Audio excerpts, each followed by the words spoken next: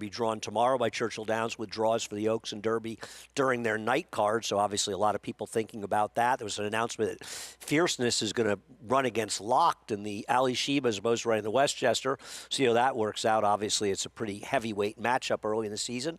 But being back in the turf, and you and I just talking about handicapping the card a little bit earlier, the turf races are just so interesting. Yeah. Horses, especially this time of the year, with so many horses trying the turf for the first time. A lot of horses have been waiting for this opportunity to run on the grass, so you get some big competitive fields, and that does include race 7, our feature today, the boys' version of the girls' feature we saw yesterday on the grass, as this is a New York bred first level allowance sprinting on the turf. And we'll start with Bosun for Joe Sharp, who is 1 for 1 on the turf, one off a layoff at Fairgrounds last time out. Now, did get a pace duel to run at for sure, but he was impressive in this win, Andy. He was. You know, it's a little tough to judge when you have these races that sort of completely fall apart like this. It came up a fast race, and, you know, good trip or not, this horse ran. And Joe Sharp, and we talked about this yesterday, is a very, very dangerous trainer, and he ships here for a reason. This horse is likely to take a lot of money. I just don't feel like I wanted to take this horse at a super short price, 5-2 on the morning line. But there's a chance that he's just better than these horses. Getting back in against New York bred company today. Plenty of turf pedigree on this one as well. Another horse who's 1 for 1 on the grass is Friend of the Devil, who broke his maiden sprinting on the turf back in October. He's been waiting to come back for turf season, and every step of the way in that maiden score, he looked like the winner. I agree, and you know, we talk about this a lot, especially when you have the 2s turning 3. I don't worry that much about the feed figures. You got a 73 buyer. You win a turf sprint by over 6 lengths. Either you ran pretty well or the rest of the field is so bad it's hard to believe, and I tend to think it's more the former. This horse really ran. Now, from a standpoint of dynamics, there's a lot of other speeds in this race, so he may have his hands full trying to deal with dynamics of the race, something that'll help Bosun and maybe work against him. But that was a very impressive debut for him on the turf, or turf debut, I should say. Yeah, absolutely. We'll see what he can do getting back onto the grass today. It's a very intriguing group coming up a little bit later on. We have an intriguing group in the 6th race at Oaklawn Park today, a maiden special weight, which does feature some high-priced purchases looking to get the first win of their careers. We welcome in our boots on the ground there at Oaklawn. Richard Migliori here with us, as Richie will get a chance to see somebody get their first win in that salty 6th race. Yeah, and it did come up a pretty salty race. Like you said, some really high price young horses. The 4 Fall Colors went for over $1 million at the Fasig-Tipton sale up in Saratoga. So, you know, horses that we kind of get to see in different jurisdictions. Maybe I'm a groupie. I'm following them around. You got a first-time starter for Kenny McPeak, Julian Leperoux here to ride today. And that always kind of bodes to me like, you know, they like a horse and they want a high-profile rider to come in and kind of test drive it. And the jockey race is going to be very interesting. And Francisco Arrieta has your morning line favorite with Calamity. And he's very well mounted today. There's several races where he's on a big favorite, including the opener. So I think Francisco Arrieta is going to have a lot to say over the next couple of days about this jockey race. It's getting very intriguing. But, you know, Calamity's got plenty of foundation. Jose Ortiz aboard last time when she kind of loomed up, you know, had to work her way through a bit of traffic. I didn't think it was really that much, but it was a good inside draw. Francisco Arrieta trying to make the most out of this opportunity to be leading rider. And another thing that kind of keeps us interested and looking forward is we've only got 6 racing days left here at Oaklawn, including today.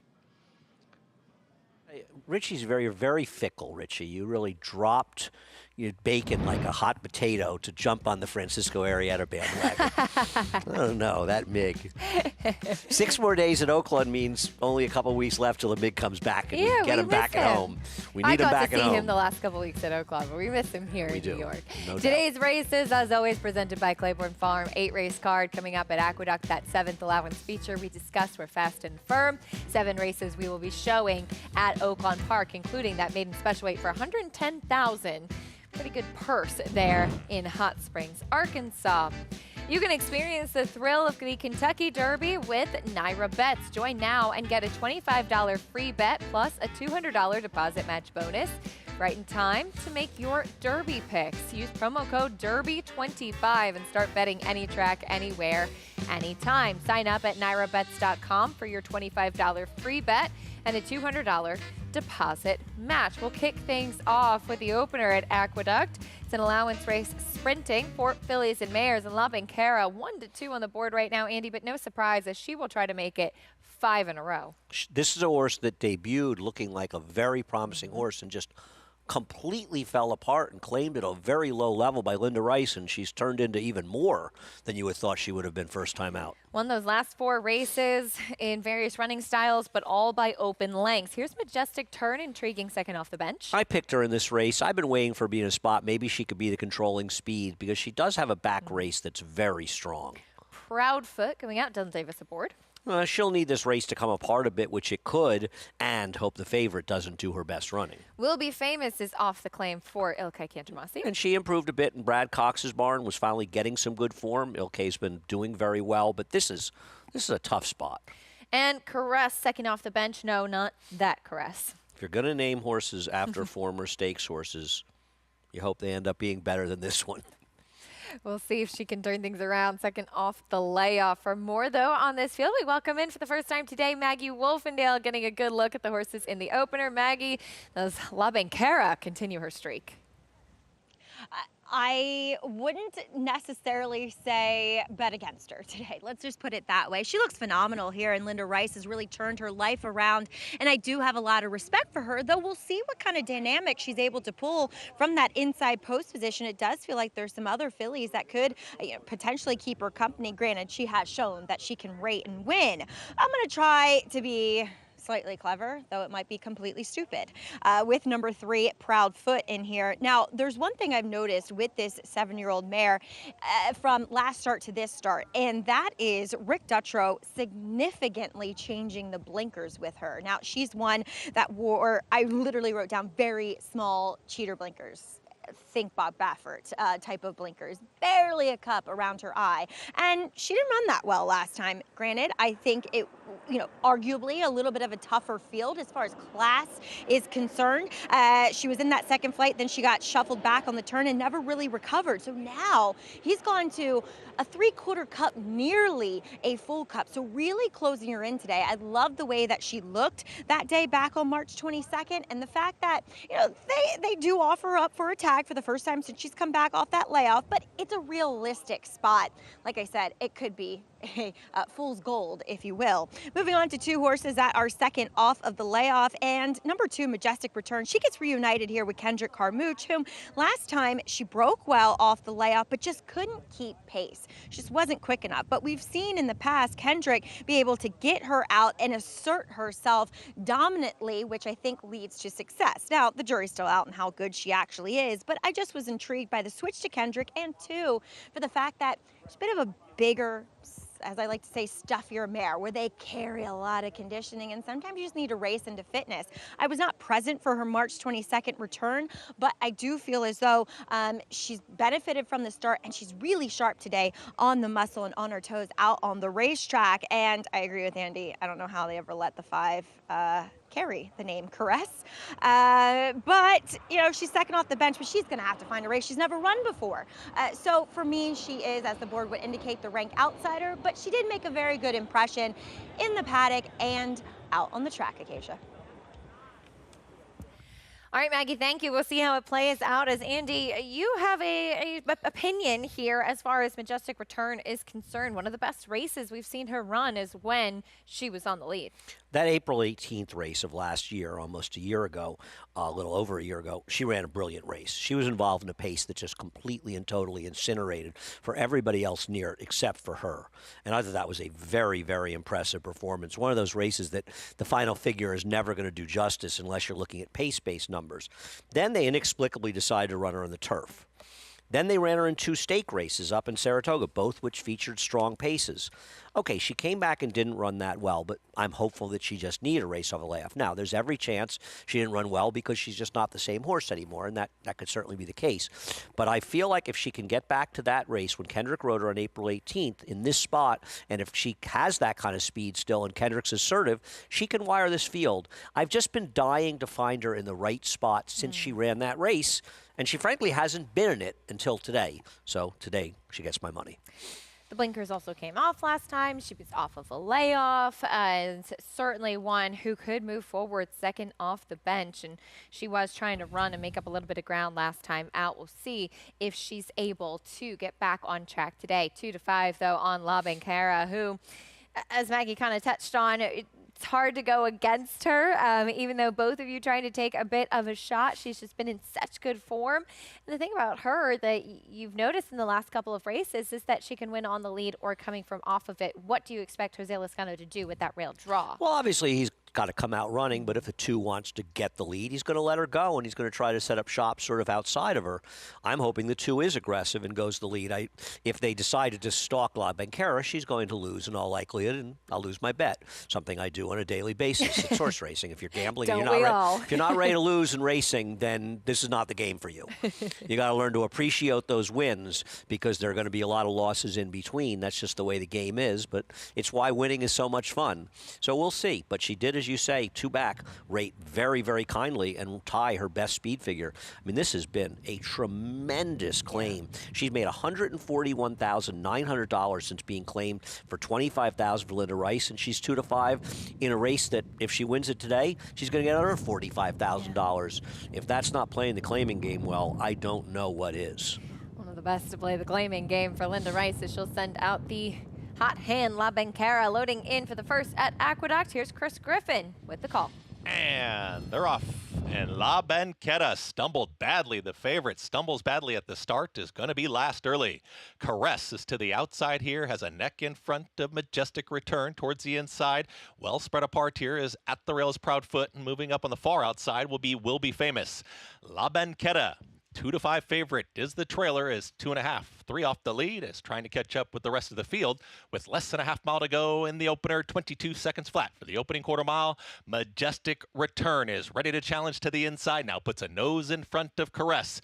Just off of them, Famous starts to rally on here, 3 wide. La Banquera's taken 4th, as tailing off is Proudfoot, 2's the trailer. They're approaching a quarter mile left to go. Majestic Return to the inside is trying to seize the advantage here with a stubborn Caress to the outside. La Banquera has lost ground, is trying to make it up after the start, but Caress is a neck in front. Caress and Majestic Return, they continue to duke it out for a final furlong. Trying to catch them both is Famous, who does rally on late. Here's Famous to the outside as Caress is in front inside the final 16th. Caress is almost there. The last one with the shot is Famous. Caress wins the opener. Caress over. Famous, then came Majestic Return and Proudfoot in 1 minute 10.75 seconds. Caress gets the win, second off the layoff, as she was the one that was aggressive early on, dueling with Majestic Return. But Andy, the race shape did change drastically with the start for the one La Banquera. Significant stumble out of the gate. Right, she stumbled and never recovered, went down to her nose, and we'll have to give her a pass based on that, and didn't let her do her running. I don't really know what to say, because the reality is there's absolutely no rational case to be made for Caress. I know she's second off a layoff. She doesn't have a single race that makes her even mildly contentious in this race. Instead, she gets involved in a wicked pace. She duels the horse I liked into the ground. And listen, she beat her, so you can't knock it. But I don't know what to say. Horse racing keeps you guessing. This is about as improbable a winner as you will see in a lifetime. Yeah, big turnaround for this one. Caress gets the win, though. Javier Castellano was aboard when she broke her maiden. He's aboard again today. They're 2 for 2 get together. Second off the bench, as she was aggressively handled early on. Javier had a 2-win day yesterday, and I think his aggression did pay off with this ride here. I don't know what to say. I really don't, because this is not a horse that's possible to even make a mild case for in her PPs. There's just nothing to like about her. Big upset here. 12-1 shot Caress with the win. 5, 4, 2, 3. All big prices in the top 3 in the opener at Aqueduct. At Oaklawn Park, we have the first race of the day. Horses finishing up, getting saddled. We'll have the call for riders up shortly for the opener from Hot Springs after this. Enhance your handicapping with AI Fast Facts, exclusively on Naira Bets. Open your Naira Bets app, click View Runner Details, and a stat-driven fact will appear for all U.S. thoroughbred racehorses. Download the Naira Bets app to start using Fast Facts today. RaceLens is the most in-depth product in horse racing, with unique features found nowhere else. True odds, predictive analysis, and pace projection. RaceLens. It will change the way you follow horse racing and take your game to the next level.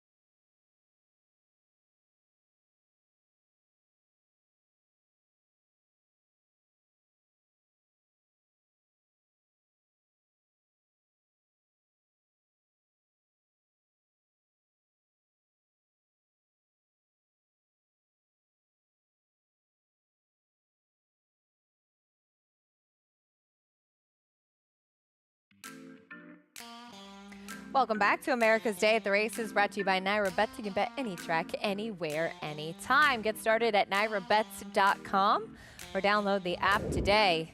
An upset in the opener at Aqueduct. The race shape changed drastically when the heavy favorite stumbled at the start. Caress, aggressively handled by Javier Castellano, gets the win, 26.80 in the opener. 5-4-2 in race number 1. Race 2, New York bred maiden claiming, coming up for $30,000, a mile and an eighth, calling an audible right now. Certainly has the foundation, Andy, and she is 7-5 on the board. Makes you wonder, though, looking at this field, if anybody really wants to go a mile and an eighth. Should we make an over-under for this race in a mile and an eighth? The track has been a bit fast, but yeah. I'm going to make the over-under, let's see, 38, 153.93. Okay. That's my over-under for the time for this race. We're going to come back to that.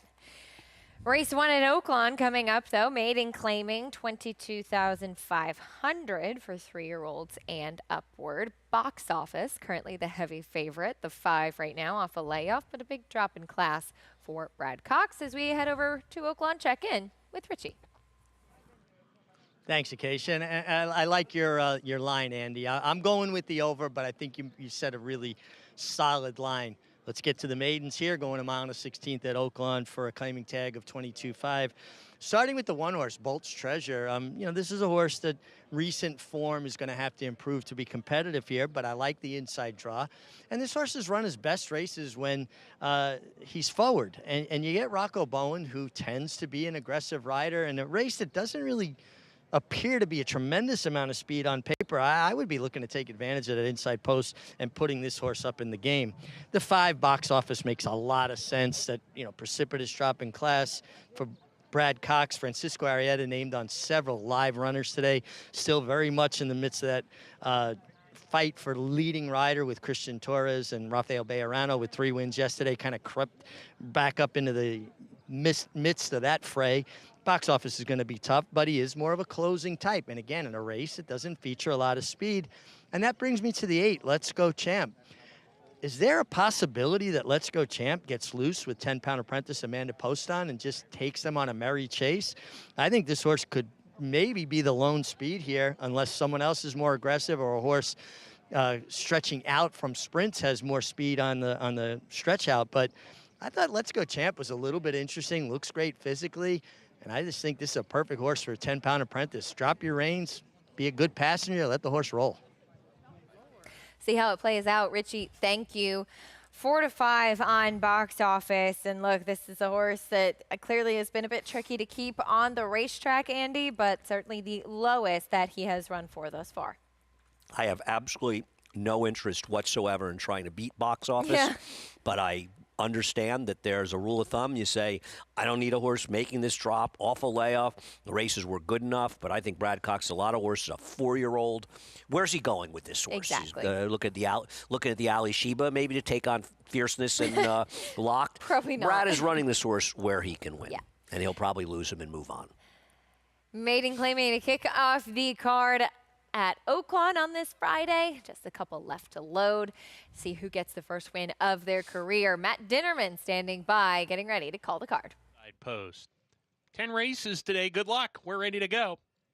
We're off and running at Oaklawn Park. Box Office broke sharply and is stalking the pace early on. Skibbity Riz on the lead today from Box Office, who's not far off in the second spot early. Don Strategy third. Bad Boy for Life right behind the speed as they go into the first turn run there. Citizen got bumped as they go into the turn and now has to take back to midfield. Dr. Storm just past him. Let's Go Champ within 4 lengths of the lead. Citizen draws level with that rival, and Bolt's Treasure is at the back of the pack as they approach the backstretch run. Francisco Arrieta lets Box Office stride out, and he's clear on the lead, maybe about a length in front. Skibbity Riz on a stronghold, his rider rationing his speed in the second spot. Then there's a line of 3. Don Strategy, Bad Boy for Life, and Dr. Storm, who's perched 3 deep. A length and a half to Citizen, 3 more to Let's Go Champ, and Bolt's Treasure, who's alongside of him as they make their way to the half-mile pole where Box Office, the 1-2 favorite, appears to be coasting on the lead. A length and a quarter ahead. Skibbity Riz still on a hold second.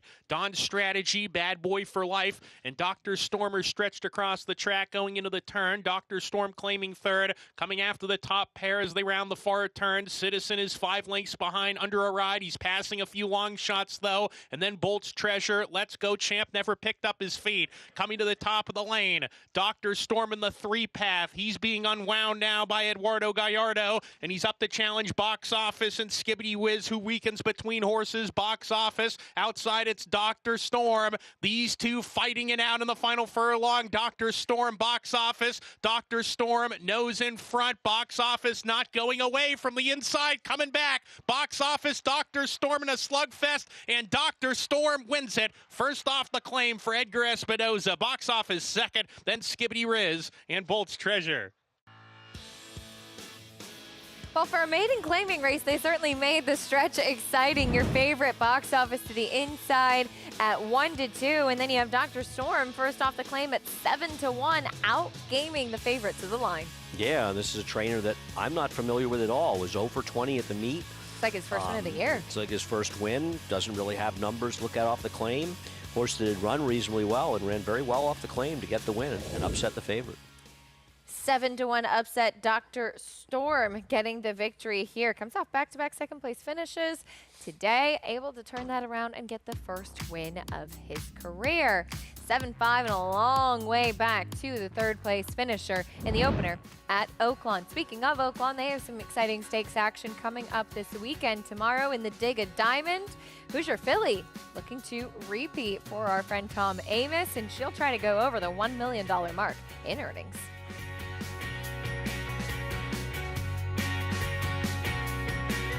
And they're off at the Naira Benz Haskell. In the Belmont Stakes at Saratoga. Dornock setting up moderate pace, 3/4 of a length ahead. As the field turns for home.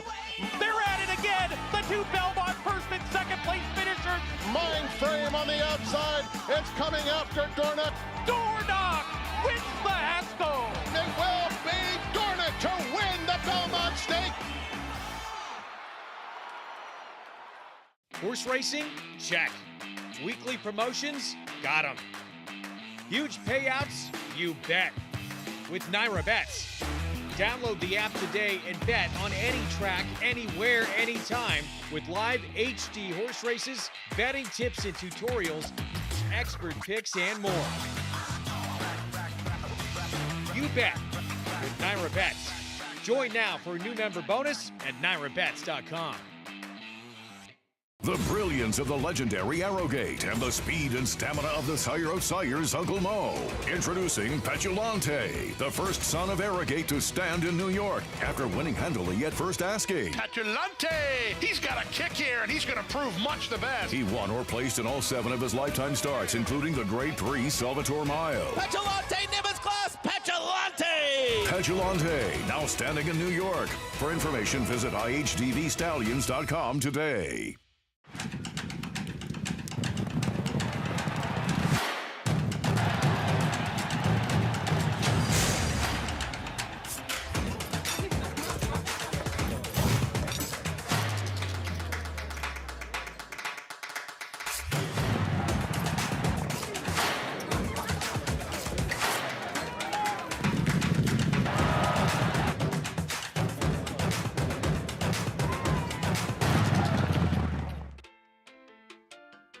Welcome back to America's Day at the Races as we saw another upset, another heavy favorite getting beat, this time in the opener at Oaklawn. Dr. Storm pulling the upset game to the wire and winning first off the claim. They beat the rest of the field by a city block in here, but Dr. Storm, that outside position, using it to the advantage over Box Office, who had no real excuse. 1740 for the win in the opener at Oaklawn Park. Tomorrow at Oaklawn, the stakes feature will be the Dig a Diamond, going a mile for the fillies and mares as we take a look at the field, as the number 2 horse will be Hoosier Filly, who's 8-5, as she could potentially go over the $1 million mark, about $974 in earnings thus far, Richie, for a filly who has been quite consistent throughout her career and will try to go back-to-back in this race. Yeah, listen, I'd love to own her. She's closing in on $1 million. Any one of her last 3 efforts are going to be very, very tough to beat here at Oaklawn. And she's already shown an affinity for the surface, having a win here in this very race. I mean, she's the defending champion, right, for our friend and colleague Tom Amos. She's a half to American Promise, who will be running in the Kentucky Derby for Wayne Lucas, the Virginia Derby winner. And by Tappet, with her resume already, a Grade 2 winner, her residual value is certainly in place, and just nice to add for her to add to her already rich bank account. You know, I remember years ago, and Andy will remember this, when a horse went over the $1 million mark. That was a huge milestone. It's still big, but maybe not as big as it once was because of the size of the purses. But Hoosier Filly, she looks very formidable here in the Dig a Diamond. Yeah, she certainly should be. Richie, thank you. Filly, who, as we said, has won this race last year. We'll try to do it again. And interestingly enough, she is the half sister to American Promise, who is going to the Kentucky Derby. Really? Yeah. Interesting. Did not know that. Big pedigree up. You should be part of the pace, American Promise. Yeah, certainly should be.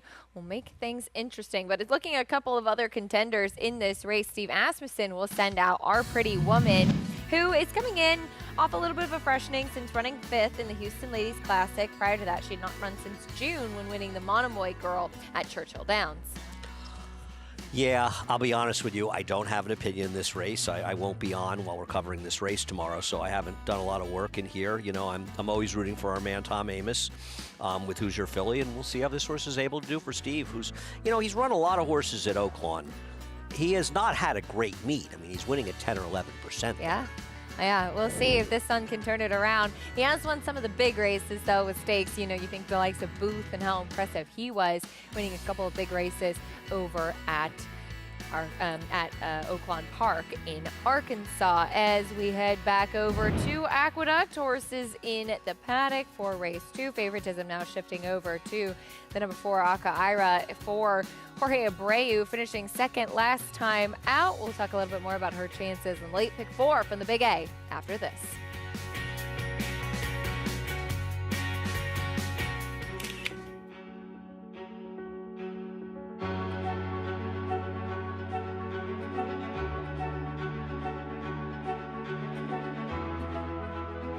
Watchtower coming at Maduro. Maduro, Watchtower. Watchtower got her.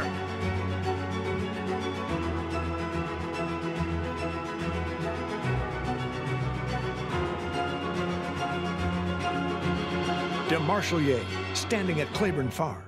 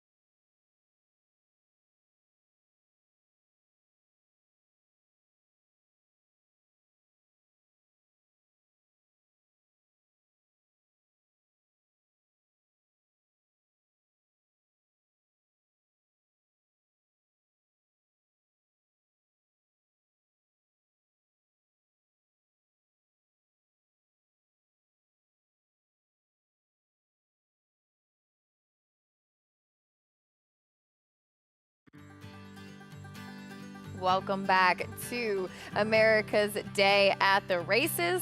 Glad to have you with us as our program is brought to you by Claiborne Farm. 100 years of doing the usual, unusually well, as we have race 2 coming up. I knew I was saying this horse's name wrong. For some reason, it's like a mental block every time it comes in. So thank you, Chris Griffin. Asaira.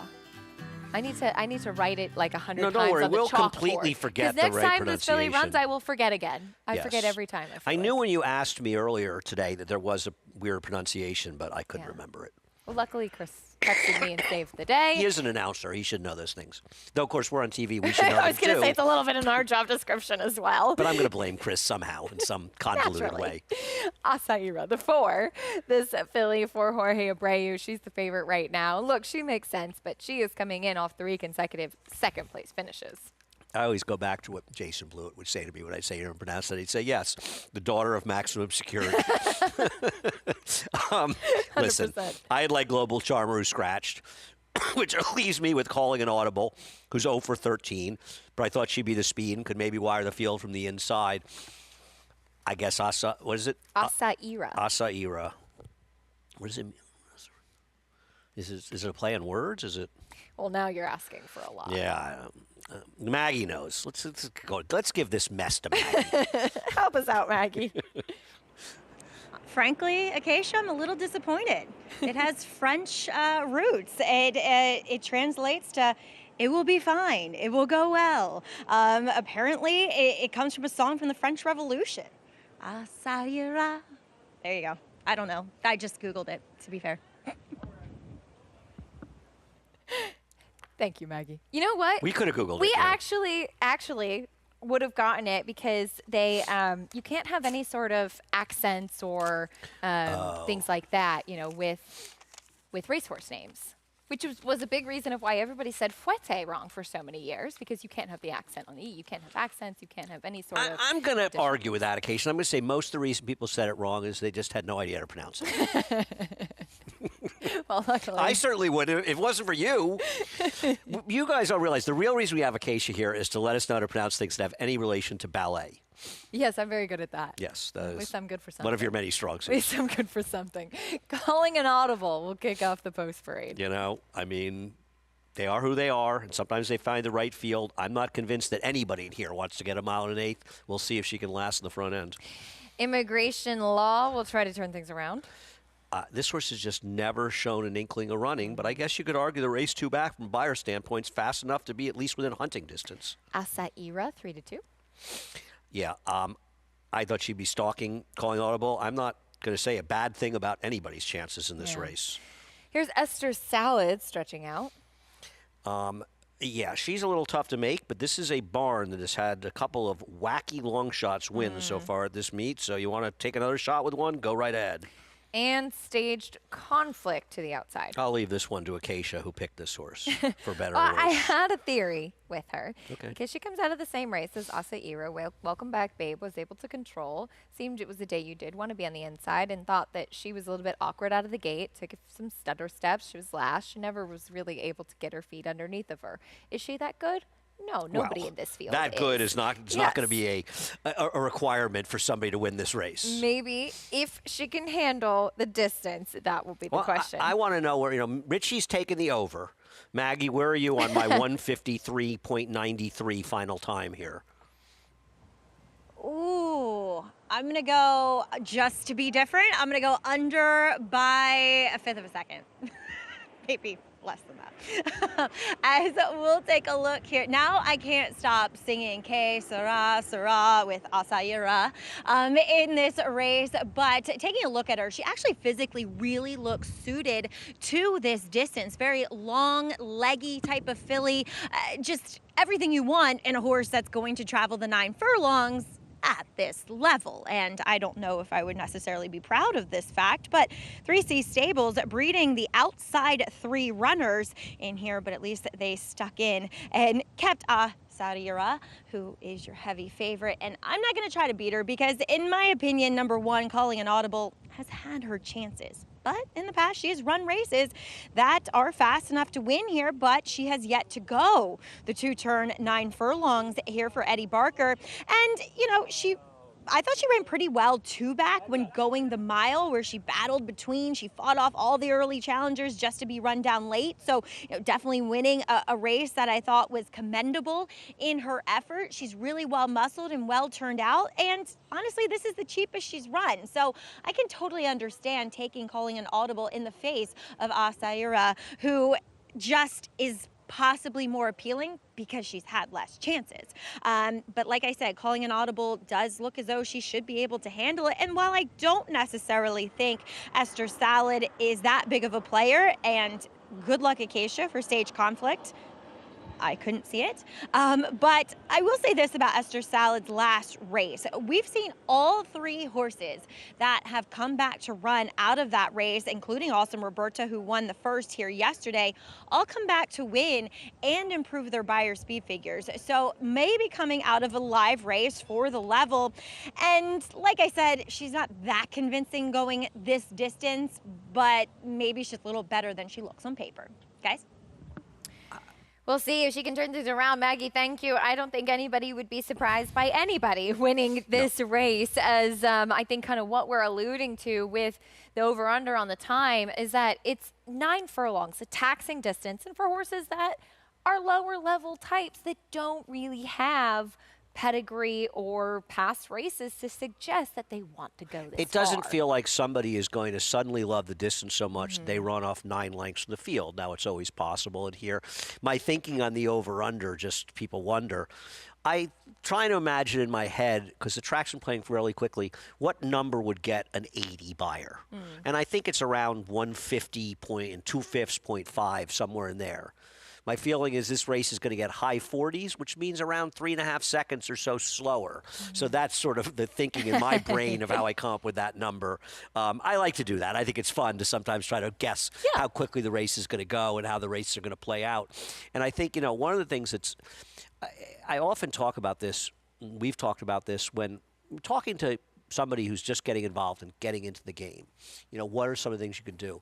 I don't think there's anything you can do that's better than watching a lot of races. Yes. Watching them and watching them carefully and trying to sort of get a feel for what are winning trips and what are losing trips. Now, the truth is that a winning trip for some horses is a losing trip for some horses. Some horses are very comfortable running through kickback. Most horses, after they've been racing, get comfortable with kickback. Some don't. So they can sit in the pocket in a dirt race and be fine. It's a good trip. There are some horses that will not want to run inside of horses. They will not want to be in that situation. So that's a bad trip for them. What's a bad trip for one horse is not necessarily a bad trip for another one. And it's something I used to talk to with Richie.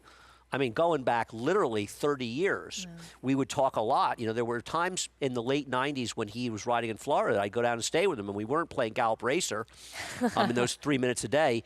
But talking to him about trips, what he sees and what he sees in horses and getting his opinion.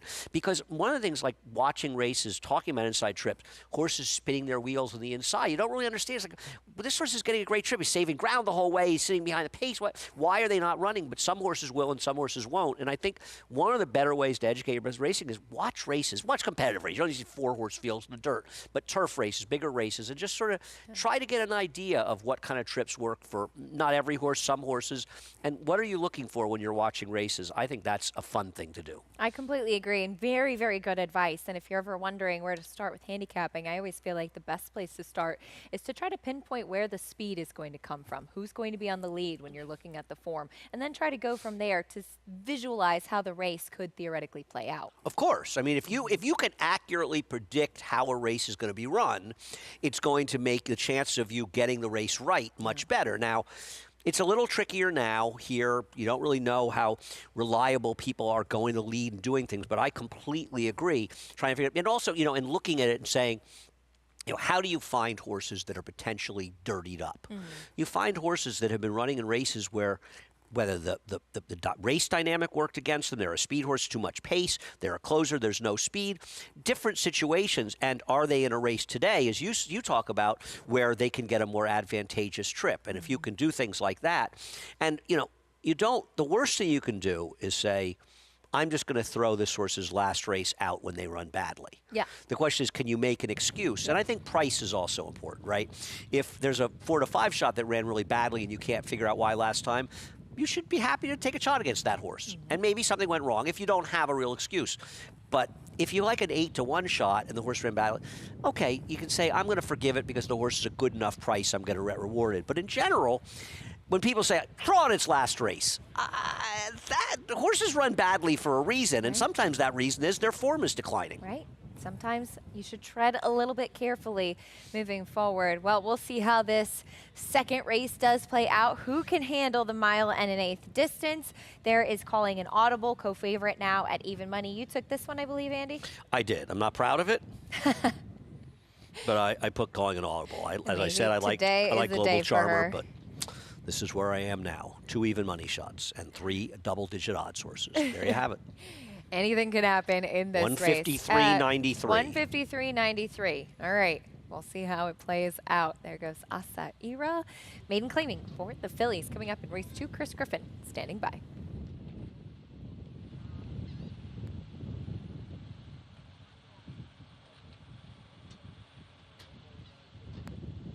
Stage Conflict. Last to load to the outside. Goes in. All set. And they're off. Stumble at the start for Calling an Audible. Did recover, but a stumble at the start. And here's Calling an Audible. Is trying to be up in the early mix, but Immigration Law will now cross over, and Immigration Law finds the front. Calling an Audible is now keen and having to steady, so it's a tough opening quarter here for Calling an Audible, who's now back to third. Asaida is in the clear, is now stalking second, still bottled up and checking and very keen, and little rank was Calling an Audible. Then behind them, there's Esther's Salad and the trailer, Stage Conflict, but very tightly bunched. They work to the backstretch, and up front, it's Immigration Law through a 25-second flat opening quarter mile. Asaida is stalking from second, is only a half length behind this leader, and 3 wide is Stage Conflict. They're not in any hurry up top. Calling an Audible is now more settled. Tough Journey so far is in fourth. Is to the inside of the trailer. Esther's Salad. They start to pick up the tempo. 50 seconds flat for a half-mile time. Immigration Law, Asaida. Tight hold, no excuses. Eric Cancel just ranging up on this leader. Losing some ground with Stage Conflict, is now a shared third, is calling an audible, has moved towards the inside and starts to make up ground in behind the leader, Immigration Law. The trailer, Esther Salad, still tightly bunched, and Immigration Law is sprinting for home. Asaida is in pursuit, is still a neck back in second, calling an audible, is now encouraged to move forward, is right there with Esther Salad, tailing off with Stage Conflict to be the trailer. 1:14 and 4 for 3/4 of a mile. Asaida is now cut loose. Immigration Law is not going away without a fight. Continues to battle on towards the inside. Asaida is now edging clear, is up by a full length. It's going to duck down here towards the rail. Immigration Law is going to move to the outside as a clear second. Calling an audible is taken third. But Asaida is approaching a final 16th as well clear and will win this one easily. It's all Asaida to win it. Immigration Law will be second. Going to be tight here for third. That's calling an audible in a photo with Esther Salad in 1 minute 53.75 seconds. Well, today was the day for Asaida to get the victory. They did it in 1:53.75. What was the time you said? 1:53.93. Maggie wins the under. Maggie Migliori, wins the under. pay up when you get to town. That's I don't know right. what it was, but I think I heard something about a $100 bet. I think it's $100 is what Richie owes Maggie. Maggie said I'll take a fifth of a second slower. She nailed it because that's roughly exactly 0.18. And Asaida found the right field and calling an audible bobble a little at the start. Yeah. But probably Louis did not make the right decision rating her. Well, Maggie, does that mean Meg has to pay up to you? $100, or Andy Maggie. has to pay up to you? How does that work? Both of them, right? Isn't that how the wager goes? I Or made is the Andy number, just the Maggie, line okay? maker? I made the number. Okay. All right, fair. Meg, he can buy me a slice of pizza. That's fine. But I'll admit, I've never ridden a horse harder for a time in my life as I just rode with Eric Cancel and Asaida. Riding hard in the stretch. Meg, did you hear all that? You owe up. $100, Meg. Pizza on Meg when he gets back to New Get it York. up. He'll be staying in Oaklawn. Man, I didn't realize. I didn't realize we were betting on this, but okay. I mean, Likely story. I'll never be accused of welching, that's for sure. But hey, Andy, I think you made a really good line. Thank you. But Maggie usurped you. Andy, I had the Richie's gonna tough come job. back. I came up with the number, okay? And I got to say, a pretty damn good one at that. Yeah, you did well, actually. Richie's going to come I'm back. good for something. I can't pick a winner, He's going to but- fly DeLuca's Pizza back to New York for us. I'm all game for that. Bring a few. Well, there goes Eric Cancel, and Asaida gets the win for Jorge Abreu, picking up her maiden score, finding her friends, so to speak. Well, coming up tomorrow at Aqueduct, our feature on the day will be the Woodhaven, hopefully with some wet weather forecasted earlier on in the day. We will be able to run this on the turf because it's a really intriguing race. Andy, taking a look at Dream On for Mark Cassie, trying to turn things around after a disappointing effort last time out at Tampa. I agree. This is a horse that I like in the Breeders' Cup and has a lot of speed and talent.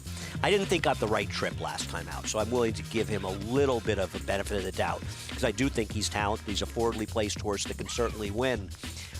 This is a race where you got to sort of decide who you think's going to move forward. The Clement horse, the number Revolutionaire, finished third, but finished third behind some very, very good horses in the U.S. debut last time. And the fourth place finisher in there was Early Adopter, who had a really nice win at Keeneland the other day. So that bodes well for him.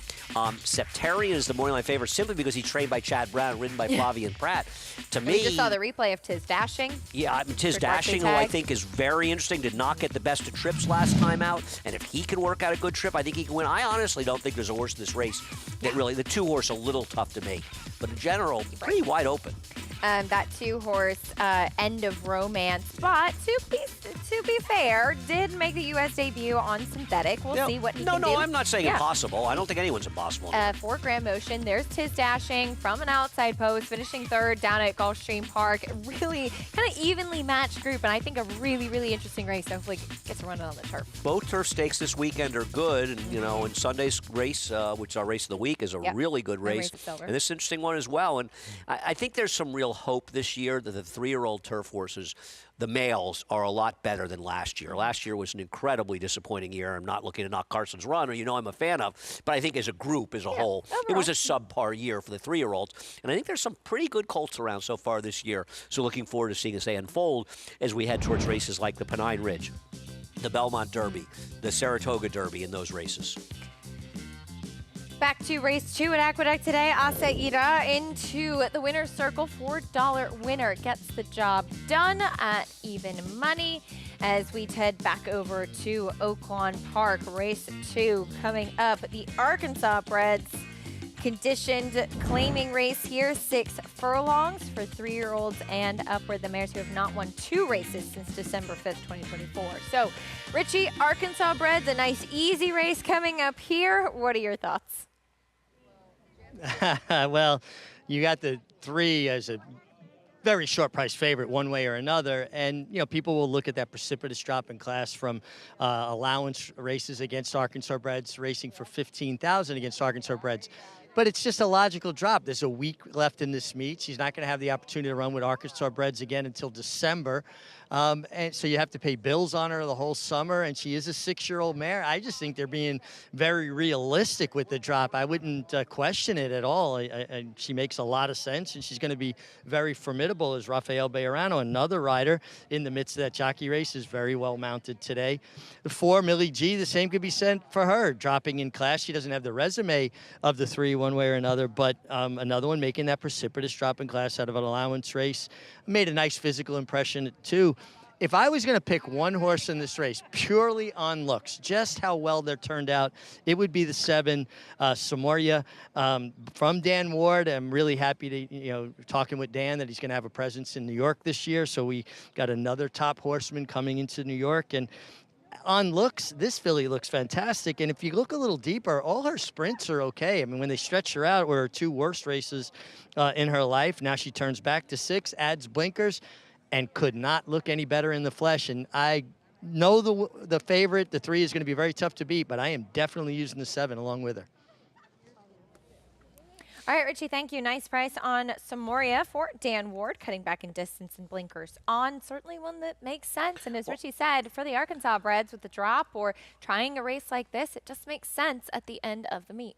I mean, the 7 can definitely win this race off the race 2 back, and last time out, a mile and a 16th was just too far. This horse has run twice around 2 turns and run horrifically badly both times. So I don't think you're going to see her going long anymore, and I agree. I think she's interesting. If you want horses to try to beat the 3, I'm sorry, the 1, the 7, and the 8 are probably the directions you would go. I mean, one thing about like the 1 actually ran pretty well 2 back off a little bit of a freshening, then stunk the place up last time, but now picks up Christian Torres.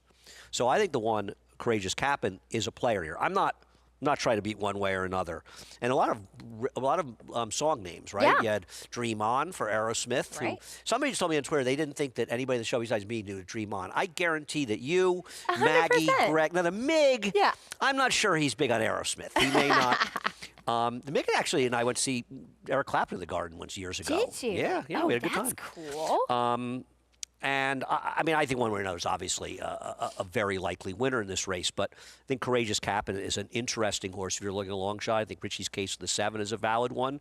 And the 8's obviously not impossible as well, Summer Shoes, if you're looking for alternatives. And I'm not looking to take a big stand against one way or another in this race. Next year, we're sending you on a little investigative journalism to follow what do the Arkansas Breds do when the Oaklawn meet ends. Where do they go?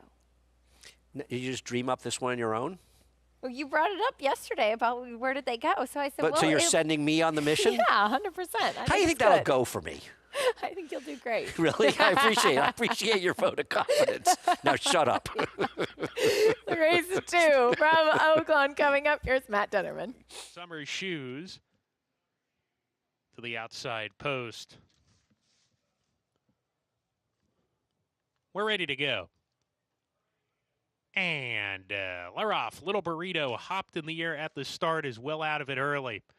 one way or another, put into play early, isn't quite naturally quickest. Millie G has a head in front of one way or another. Summer Shoes in the mix as well. Now one way or another moves up level with the front runners, battling the favorite on the lead here. Summer Shoes outside, and Millie G is between horses. Courageous capping down on the inside, just 2 off the pace. Another length to Petty Jean in a compact group. Lady Astrid in the mix. Samoria and a gap of 5 or 6 to Little Burrito, the slow starter, as they go into the far turn. One way or another on the lead by a neck from Summer Shoes, who's keeping tabs on the big favorite. A length and a half to Millie G, scrubbed upon between horses. Samoria racing wide, within a length of the lead, approaching the quarter pole. Courageous capping, 4 lengths off the pace now under a drive. Lady Astrid needs to do more, as do the others top the lane. Summer Shoes putting up a stern test to one way or another, and Summer Shoes just went right by one way or another. Who cannot keep up is fading here. Samoria into second. Lady Astrid coming on down the center of the track. Summer Shoes the leader here. Lady Astrid trying to reel her in. Samoria between horses. Summer Shoes head in front. Lady Astrid diving.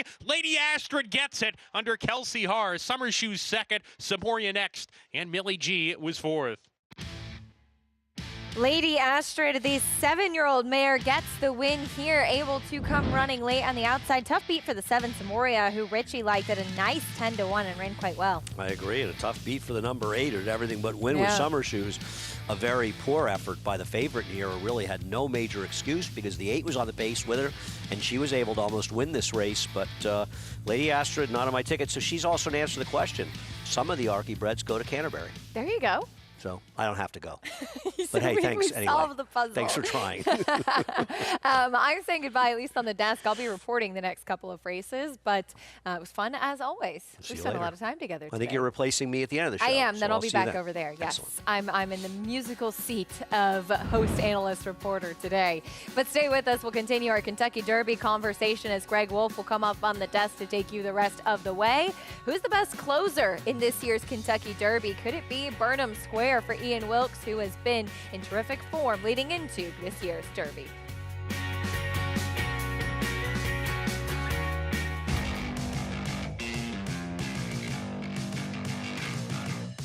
Charge It is pouring it on, winning the Dwyer by the length of the stretch.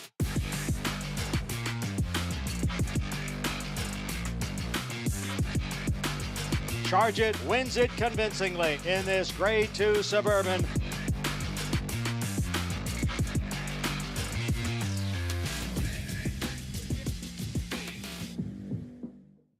Adelphi Racing Club offers the unparalleled excitement of owning thoroughbred racehorses at a fraction of the cost.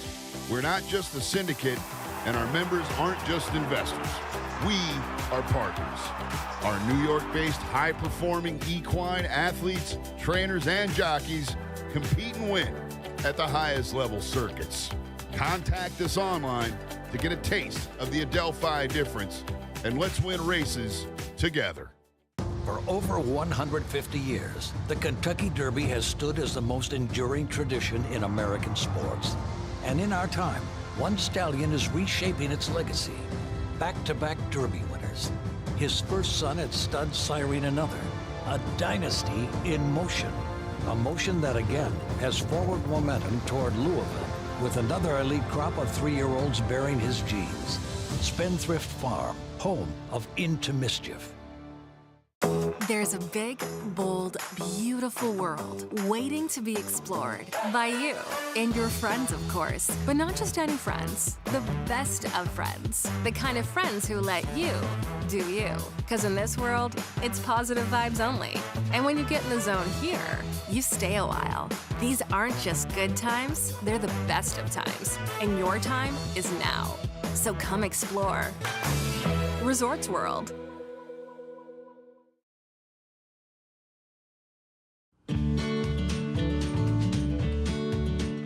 Nestled behind the gates of Hillendale Farm at Alapa, you can find a cabin-like 5,000 square foot home called the Treehouse. It's a new one-of-a-kind getaway destination located in the heart of horse country. The home offers hewn beams, flooring made from lumber harvested from Maker's Mark's original rickhouse. A room with vintage horse saddles, the collection includes one that belonged to the king of rock and roll himself, Elvis Presley. You can enjoy a drink or a meal on the back screened porch or one of 4 decks that overlook the tranquil Stoner Creek. Upon request, reservations can be purchased to experience an inside look of a working thoroughbred farm with a tour of Hillendale.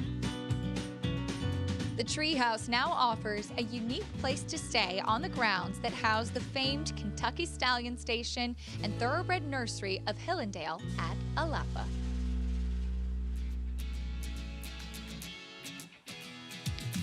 Good to be with you in our continuing live coverage on this Friday afternoon. Our program, America's Day at the Races, brought to you in part by Hillendale at Alapa. Greg Wolf stepping in for Acacia Clement. She has not left us. She's just left the desk temporarily. Good to see you. Nice to see you. Best is yet to come on this Friday card. Sun shining down. We have some good turf racing ahead. These turf races we've had, this is day 3 now, turf back.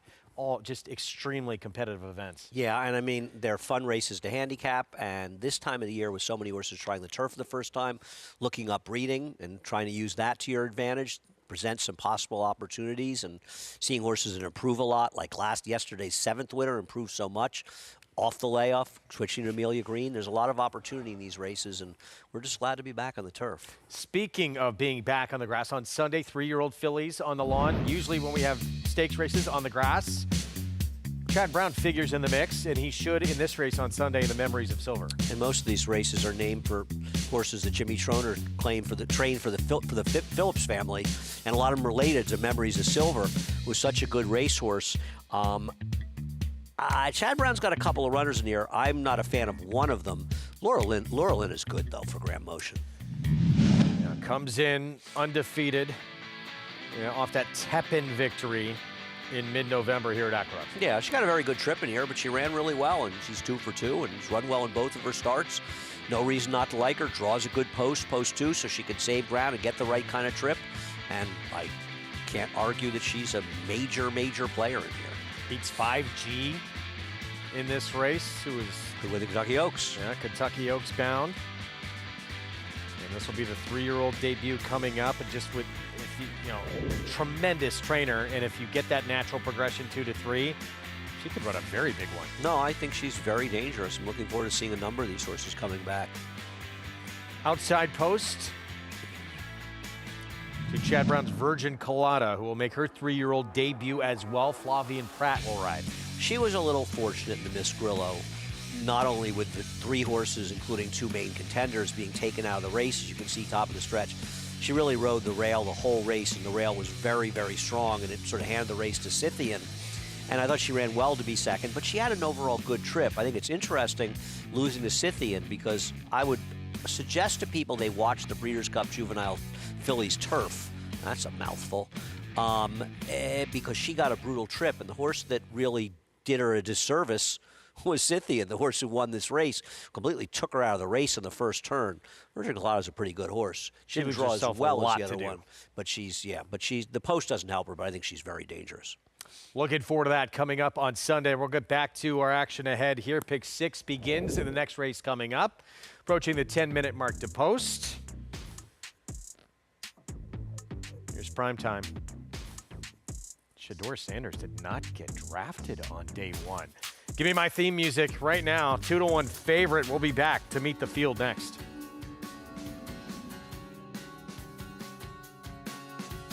The Big Cap, as it has come to be known, is the jewel in the crown of California racing, as some of the all-time greats have showcased their brilliance in the shadow of the San Gabriel Mountains. Locked is let loose, and he moves to the front with a furlong left to go, and it's lights out. He's pouring it on, but it's all about Locked, and Jose Ortiz dominating the Big Cap, cruising home to an effortless 8-length romp.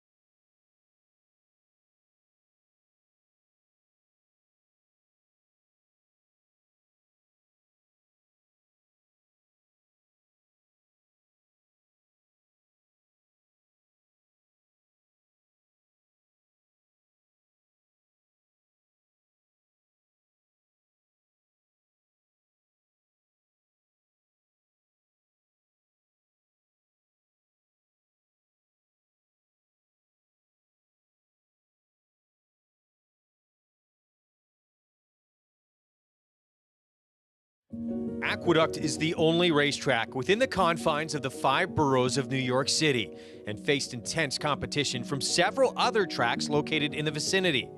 True to its nature, the racetrack not only survived, but thrived. Aqueduct underwent an extensive 3-year overhaul and reopened on September 15, 1959, to much fanfare, as it was one of the most modern facilities of its kind. In 1960, Aqueduct presented its first Wood Memorial. The race is New York's premier prep race for the Triple Crown and remains one of the track's signature events, along with the Cigar Mile Handicap and Remsen Stakes. Aqueduct was the first and only track to have a triple dead heat win in a stakes race when Brownie, Bousset, and Wait a Bit hit the wire in tandem.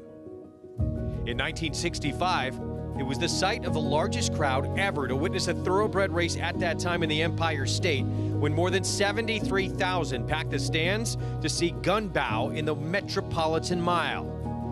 The legendary Cigar began his famous 16-race win streak at Aqueduct. He scored impressively in the 1994 Naira Mile as part of that win streak. The race was named in Cigar's honor after he retired in 1997. The last racetrack Secretariat placed his hooves upon was Aqueduct. He was retired there before commencing his stud career at Claiborne Farm. Aqueduct was the second track to host the Breeders' Cup in 1985 and was one of the first sporting venues where Pope John Paul II held Mass in 1995. Good to have you with us on our Friday coverage. Returned to turf action this week. We have a couple of turf races still to come on the card. Beautiful Friday afternoon with the sun shining down here in South Ozone Park, New York. We have the Pick Six coming up in just 6 minutes here at Aqueduct in a New York bred allowance optional claiming sprint, 6 furlongs to kick off the sequence. We will start off our post parade with Vakinda. Finally broke through 2 starts back. First try against winners, distant third. Yeah, listen, if you separate this race and you say there's going to be pace in here, she's one of the horses that could benefit from a pace. I'm not her biggest fan, but she's a fair price if you like her. Give me my theme music. Was favored when we went to break. Second choice now, Christophe Clement. Yeah, taking early money from my racehorse, as you see so often. And by the way, somebody brought us pizza, so we said thank you for that. Incredible. I thought this horse was very dangerous cutting back in distances is my top choice. David Dugganbarn with Kenny B, Romero Mirage. If I'm going to use one of the speeds, it would be this one, who is currently the favorite, and I believe favorite in multis. Naive Melody. Javier Castellano for Wesley Ward. I do like horses named after Talking Heads songs, just not this one. She should be forward filly facing the boys. Scheduling, dude, 4-1. Rick Dutrow Jr. Barn, blinkers on, more speed. Another potential speed. I tried this one last time. I gave up. Probably win today. And then Linda Rice claims 3 Bs off of Horacio de Paz last start. I think this horse is very dangerous. Draws well on the outside. Linda off the claim, a bit of a price. There's some things to like about this one. Yeah, including that number at 9-1 outside. Pick 6 again begins in this race coming up. 5 minutes here from race number 3, and it is a filly, the 5 for Wesley Ward. Very quick, one of the many speeds in here. This 4-horse, though, favored right now. Yet another potential speed. Sat off the pace last start against a horse who came back to win again, Prince Valiant. Yeah, I still was disappointed by this horse's last race, and I'm just wondering, big effort in the slot first time out. This horse is half the domestic product, who, of course, won the Grade 1 Alan Jerkins last year at Saratoga. I don't know. I thought there were a lot of other speeds to deal with, and I wasn't a huge fan. But if you're getting 4-1, you like her. I'm not going to talk you off her. No one changes fat. It's like Clark Kent turning into Superman. Keisha Clement from the desk to reporting just like that. It's impressive. I agree. Sprinted down here, Greg, but made it to get a chance to see these horses head out to the track. As we'll start off with the number 4, Kenny B, who is currently your favorite here, as this is a horse who does come out of a super live race running behind Prince Valiant, who we saw come back in stakes company and winning with an 88 Beyer speed figure next time out. Super Swift came back to win, and there was a third horse that came back to win out of that race as well. This was a horse who last time out ducked in pretty sharply at the start, but I thought being able to sit just behind the pace setters ran very well. Now it's interesting looking at his blinkers. It almost seems like they've kind of taped up a slight hole on the right eye. So there's almost a little piece of tape kind of blocking the periphery even more. Just kind of interesting, as given that this was a horse who maybe kind of ducks in and out quite a bit at the start of his races, but he is one that has plenty of speed. We'll see if he has company on the front end. Very fit and has been holding his form overall pretty strongly for Dave Duggan. Now, the number 3, Give Me My Theme Music, is cutting back in distance, and he has a pedigree that would suggest that he could really kind of go either way. Did win first time out at the 7 furlongs, and on the bottom side, while he's have to several sprint winners, including Goddard, who was a 6-time dirt sprint winner and a stakes winner, the dam is actually the sister to Grade 1 winner Summerly, who won the Kentucky Oaks. So you can certainly understand, given a little bit of size and scope that he does have, and that he won first time out at 7, which is not an easy thing to do, taking a shot at the mile. I can see it, but I like him going shorter. I like the cutback. He's very powerful in his hind end. He's very strong and short coupled a little bit more in the way that he's put together, though he does have some size. So I feel like the cutback is an intriguing spot for him, especially if there is some speed, and he could be one coming late in here, dappled out from head to toe. Is the number 5, Naive Melody, as Andy mentioned, the filly facing the boys. In the Eastview was won by Bernie in the Rose, who has been in very good form. But watching that race back, though she has speed, I've noticed that she's not the quickest immediately out of the gate. Sometimes those Wesley Ward horses, they just rocket out from the starting gate. And she's gotten pretty sharp when she's gotten out there on the track. She certainly doesn't look like a filly facing the boys from a physical standpoint. She is tall and leggy. She's very big. But that being said, she's got some skin disease going on. I wonder if she's going to have company on the front end. Is she going to kind of have to hustle forward out from there? I'm not completely sold on her at a short price in this spot. Brings me to the number 1, Vikinda, as George Weaver will look for the second win of the day for the barn. This is a horse who took a long time to break his maiden. I know he was a bit of a money burner, but you're getting a bit more of a price on him today. 7-2, so it's a pretty wide open board at the moment. And I thought that last time he was off the pace and was trying to close, not able to reach the top 2, who I think are decent horses. Was wondering if he could sit a good trip in here today. Got forward nicely into the bridle out on the track, and one that hopefully will come running late with Eric Cancel aboard, Greg. Vikinda, thank you. Acacia was 0 for 4 as a favorite, pretty heavy favorite a few of those times as well. Finally broke through early March, got that first win, career start number 6, and then distant third behind Super Swift, first try against winners. I think this is another race where you can make an abundance of cases for horses. I think there are plenty of reasons to like him. You look at the board. I mean, I'll start with the longest shot on the board, 3Bs. Ran his best race ever last time and now claimed by Linda Rice.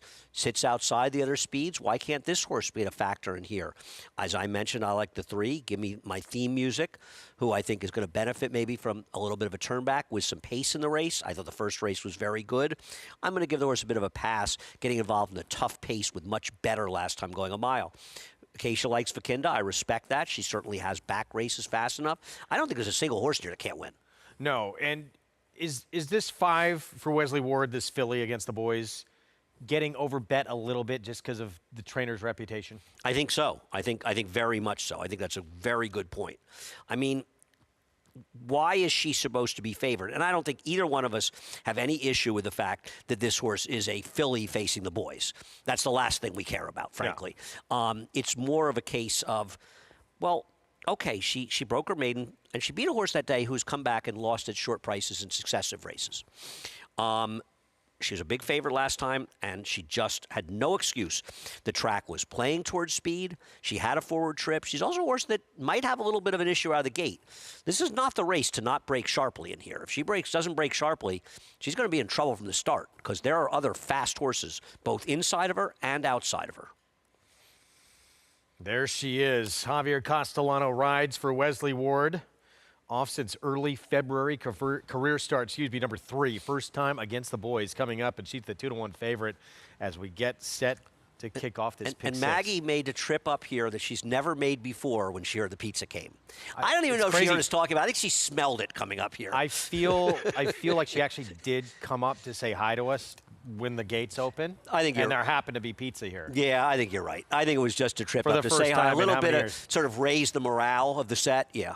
And she runs off with her pizza. Apparently I was wrong. I'm sorry, she runs off with our pizza. It's for everybody. I guess. Pick apparently. 6 starts here. Good luck to all Chris Griffin to get us started. 3 Bs.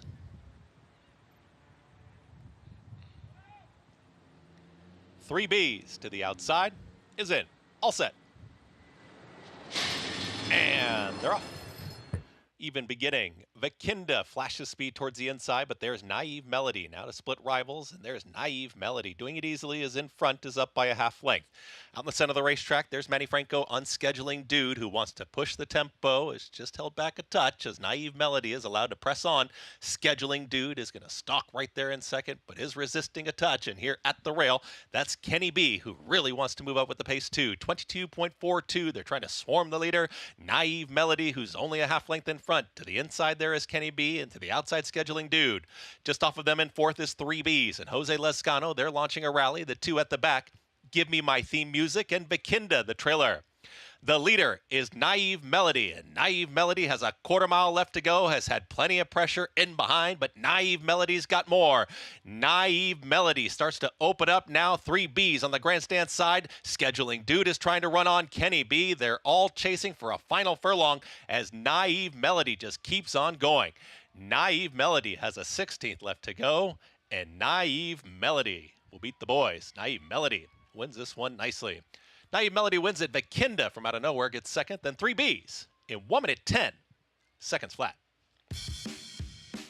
Naive Melody, they're usually quick from this barn. She'd shown that speed in the past, and she was ready to rock out of the gate. She goes gate to wire for the win. She creates a ton of separation in the stretch. Yeah, I don't think it made any difference what the trips ended up working out like in this race. She was pretty much going to win this race, but she obviously got a lot of help, and for some reason neither the 4 or 6 wanted to run with her early. She got away with an extremely tepid, relatively speaking, first quarter, but the way she ran, what's the difference? I mean, she just destroyed these horses. This was impressive. Wesley Ward had this 3-year-old filly by complexity ready to rock. Doesn't just beat the boys. You know, turns it into a laughing stock. You never know where Wesley Ward's going to show up, right? I mean, he's everywhere. I was just glancing at PPs for next Thursday at Oaklawn, and what you talking about coming off a 106 buyer showing up in a race there. Wesley, have horse, will travel. Indeed. Another win for Javier, too. Favorite, yeah, Javier Castellano again, aboard for the win. Favorite starts off the pick 6, 5-1. 7-4 here in this third. Prices coming up in a moment. Closing in on the 151st running of the Derby, had you heard? I heard that's up. Is that usually, when is that usually? Sometime in May? Early in May? Weekend at least. Saturday maybe in May? We kid. We're all excited about it. We can't wait. We've been talking a lot of different storylines leading up to this field that we know who's going to be in it. We've got to find out where they're going to line up. In terms of those who are going to close, who's the best closer in your eyes in this year's Kentucky Derby? Well, first of all, I'm going to say I have no idea. They draw this race on Saturday, and I really feel you've seen them run, you've seen them. I don't want to sit there and make a lot of opinions until I've seen the posts, I've seen the field together in the PPs, because when you do make your opinions too early, you find yourself marrying yourself mentally to horses, and maybe when you look at it again, you would think, I don't really like that horse, but you kind of marry them too. There are capable closers, and there appear to be speed. Sovereignty might be the best of closers. Burnham Square, certainly one of them in Burnham Square. You know, Ian Wilkes, people say, well, he doesn't have a lot of experience in the Derby. That's not true. He was assistant trainer to Carl Nafsker when they won with Unbridled 35 years ago. You might think that's a long time ago. It's not in horse racing. And Ian is a terrific trainer, and I'm thrilled to see him have a chance. And you know this horse is going to come running at the end. I think the question with him is, are you confident that ultimately he's fast enough? Because I think closers or not, they're all going to have to deal with journalism if that horse shows up, and none of them has shown they're fast enough to beat him. But I do think he's a player from that perspective. Too, though, when you look at the Kentucky Derby traditionally, how many horses, even whether it's journalism, whoever it may be, run their absolute best A race on Derby Day, going a distance that they've never gone before, and most don't probably like. So he may come back to earth a little bit, right? Maybe. I don't know. I mean, my feeling is that this is the race they're being pointed for their whole lifetimes. And that's why I don't listen that much to the workout stuff unless somebody I respect is telling me a horse is working badly. Because they all should be working well. They're trained by good trainers, getting them ready for the biggest race of their life. So I think a lot of horses get exposed to the Derby because they're not good enough. They can't really get the distance. I think that's your point in there.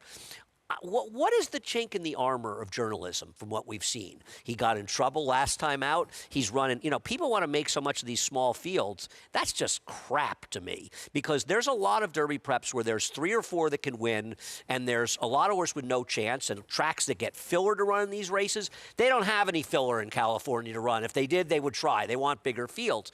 I don't know. He got in trouble last time.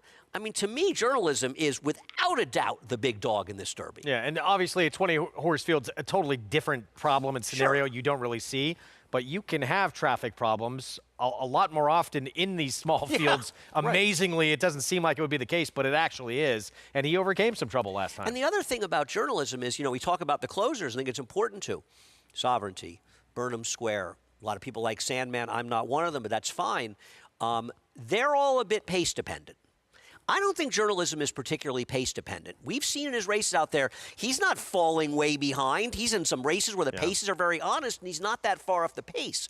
So it feels like he could get unlucky, he could get a bad trip, things don't work out, and that can always happen. It's more likely in the Derby in some ways, the vagaries, but with a good trip, unless he just fails to show up, he's going to be first, second, or third. Certainly, though, quite a few horses in this Derby that are going to be probably better quality. They're going to be running at him late, like a Burnham Square, let's go to Mig and get his thoughts on who he thinks maybe the best closer in this field is. Well, I think consistently that Sandman has shown that ability to close. Now, full disclosure, guys, if I could ride one, I want to ride journalism. I agree. He is the big dog going to this Derby, and he's a horse that can create his own trip. But Sandman got a lot of pace in the Arkansas Derby, and yes, it did play to his strength, his closing style. But looking at the way this Kentucky Derby is shaping up, and of course, until we get the draw and everybody that actually gets into the field is all set, it just appears like there's a lot of speed signed on. A couple of horses like East Avenue that wants to be, forward. Rodriguez, his best race in the Wood Memorial, wants to be forward. I think you're going to get a very fast pace for 1.25 mile distance. And I think it's important to establish what, is a fast pace in a race like the Kentucky Derby.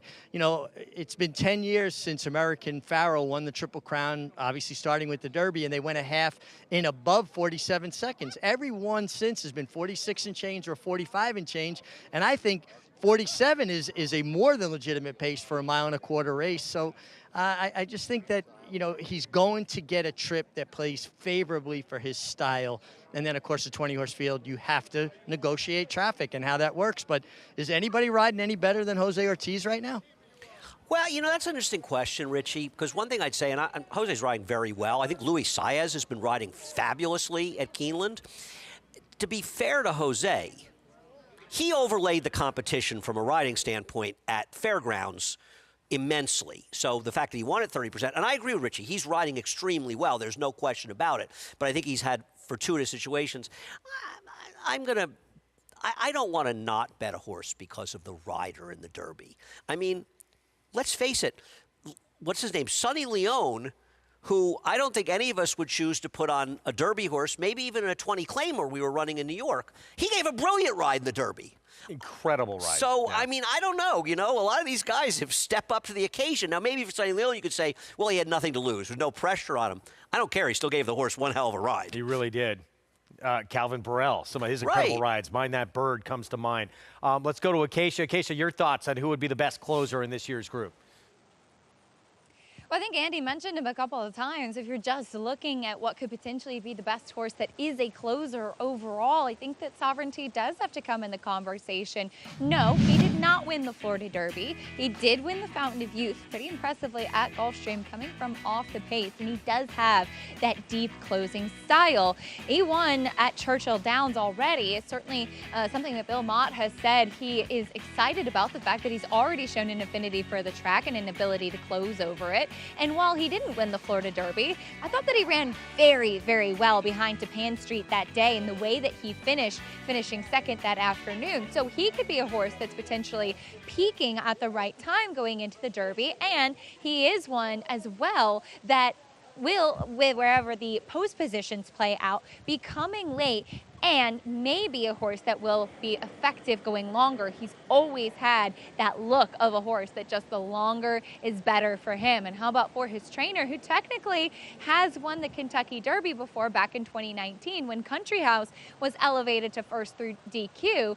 But I would imagine for Bill Mott, what he really wants is to cross the wire first. It seems like in such an illustrious career as Bill Mott has had, the Kentucky Derby is one of those things that was missing for quite some time. Maybe Sovereignty can come late and give him the full experience of it, Greg. He was sensational, that 3-year-old comeback, winning that Fountain of Youth. It'll be the third off the bench for him of his 3-year-old campaign on Derby Day. Thank you all as we get set for the third. I think when Bill got the check, he was okay. He was okay with it. Still has a Derby win, but yeah, there's nothing like getting it in real time. Here's Matt Dinnerman, race 3, Oaklawn. We are ready to go. And we're off. Double ride. Right out of the gate quickly today. Levy was dry, has some natural early lick as well. It's double ride with a head in front of Levy was dry. Or Mine is not far off. Chun Money right behind the speed here, 2 off the pace. A length and a quarter to Remember the Fear. Then comes Good Lord. Epic Ride is stablemate to the inside. In between horses is Kontiki as they head towards the far turn. Very compact group. 5 lengths from first to last as they go into the turn. Or Mine punching forward on the inside to join Double Ride on the lead. Double Ride still a neck in front of Or Mine. A length to Levy was dry in third, creeping in 3 deep. Space of 3 now to Chun Money sent along. Remember the Fear, he's under pressure too. Kontiki needs to get going. He's 6 lengths behind right now, still in midfield and not really picking up the pace to this point. Top of the stretch, Levy was dry and Isaac Castillo pouncing on the early leaders here and kicks for home. Chun Money into second and he's gaining some good ground here, but Levy was dry has a final furlong burst and kicks away by 3 now. In second, Chun Money trying to hold off Double Ride, who's re-rallying for that position, but Levy was dry is clear and he'll prevail at 17-1 for the Dan Ward stable. Chun Money second. Double Ride was third. Good Lord was fourth. I called Andy late last night. I said if this horse wins, and he promised to do it, he'd sing the song for us.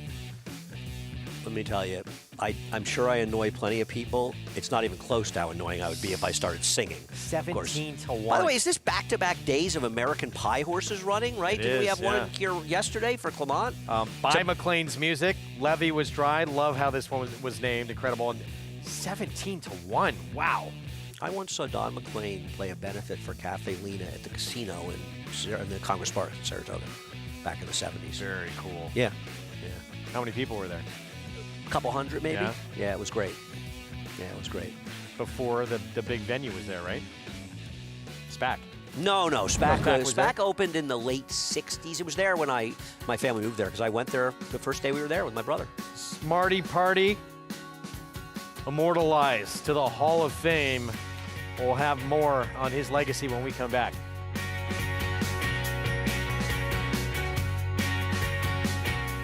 The champion 2-year-old. One of 4 champion 2-year-olds in his immediate family. Essential quality at 2. Undefeated. Essential quality, though, has opened up by 5. Devastating. His own first 2-year-olds race in 2025. If they're anything like him and you've got a mare in foal, just imagine. Horse racing? Check. Weekly promotions? Got 'em. Huge payouts? You bet. With Naira Bets. Download the app today and bet on any track, anywhere, anytime with live HD horse races, betting tips and tutorials, expert picks, and more. You bet. with Naira Bets. Join now for a new member bonus at NairaBets.com. McMahon of Saratoga Thoroughbreds, proudly standing 4-time champion New York sire Central Banker, sire of multiple stakes winner Bank Frenzy. Now Bank Frenzy means business and he'll win the Haynesfield. Also standing Salamini, sire of Grade 2 winner Winstock, and 7-time stake horse Doc Sullivan. Doc Sullivan dominates to Mike Lee. And Provocateur, the only Grade 1 son of Into Mischief standing in New York, half-brother to Wood Memorial winner Rodriguez. At McMahon of Saratoga Thoroughbreds, New York stallions that deliver. Racetrack Television Network brings you every race, from every track, on every screen, every day. With monthly packages starting as low as $5, RTN gives you great value and access to more live HD streaming and race replays than anyone. Visit RTN.tv today to sign up and watch on almost any device, including Roku and Amazon Fire. RTN has packages that start at $5 per month.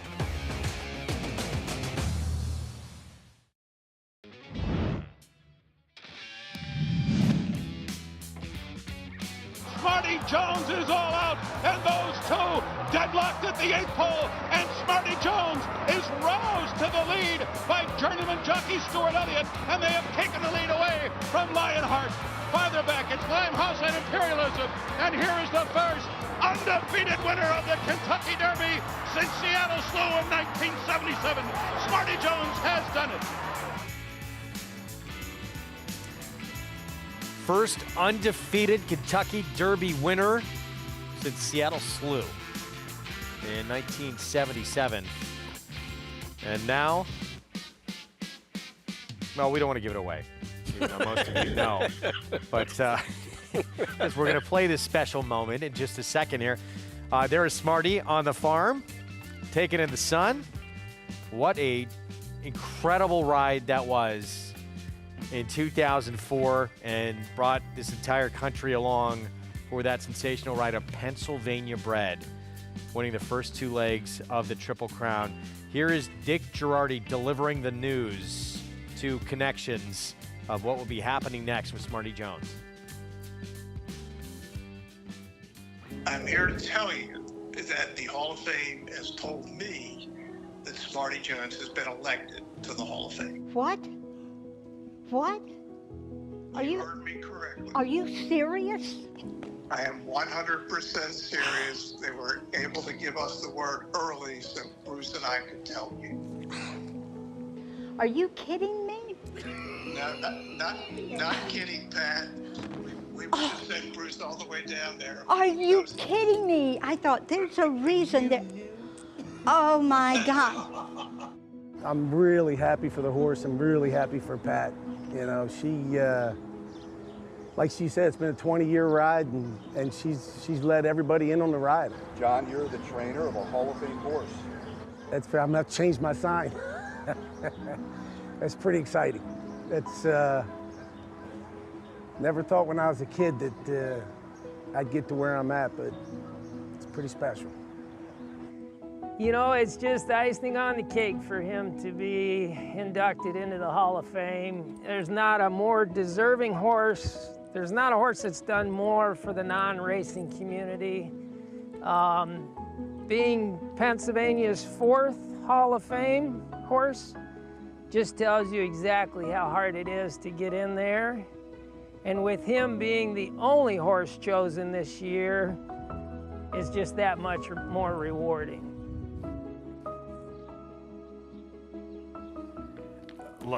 You get into the Hall of Fame, incredible moment, and all you go through with it just to get a horse to the racetrack and line up in the starting gate. It is not easy to do.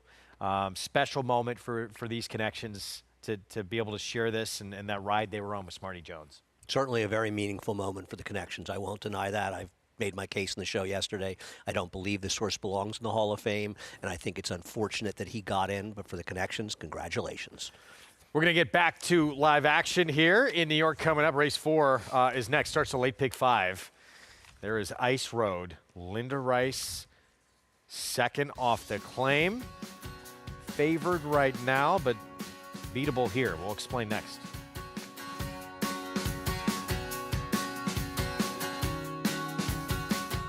This proven son of Giants Causeway has sired 7 millionaires. With over 10% stakes performers, his recent top runners include Tarabi, placed in the Grade 1 Spinaway and Breeders' Cup Juvenile Fillies, Grade 2 winner Plum Ali, plus these standout performers.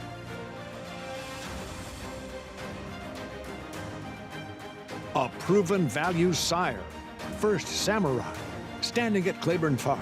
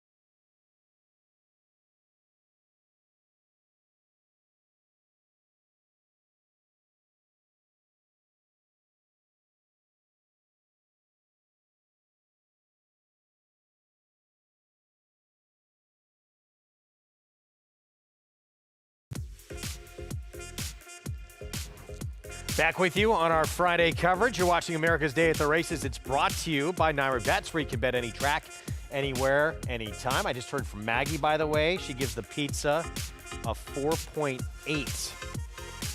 I'm surprised she hasn't come back up for another slice.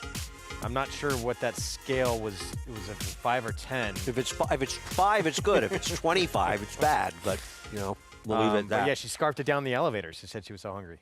It was free. So that immediately puts it in the upper echelon bumps of the it up. scale. This race starts the late pick 5. Here's the 8-5 favorite right now. This is Empty Tomb, who the last couple of starts, they have not gone well at all. But the back class is undeniable. To me, there are 3 major contenders, the 2, the 3, and the 5. I have no interest in betting the 2. I think his form was declining after getting good, claimed by a barn that I'm not going to take at a shortish price. If he runs back to his best races, he'll probably win. I don't want to believe it's going to happen. I think Ice Road's very dangerous. Linda's handled this horse somewhat aggressively for her. Entered in spots, didn't run necessarily, but still moves up. I think he and Empty Tomb are the 2 horses. I prefer whichever one's a bigger price. I pick the 5. I'm a public handicapper. I have to make my picks well before the race. The 5 was the 3rd choice in the line. But for me, as a bettor, I would bet whichever one is the bigger price. So the last start from Valenzuela Bay, you don't believe is good enough to contend here? I don't. And you look at a horse that, you know, this horse was dropped in very low a long time ago. In fact, back at Belmont. That's how long ago it was. And did well and kept the form for a long time, but dropped back to the bottom and won, but not impressively. Here's our post-race. We start with Catch the Smoke, Dylan Davis for the Wayne Potts Barn. I kind of wanted to make a case for this horse, but I just think ultimately he's a little bit on the cheaper side.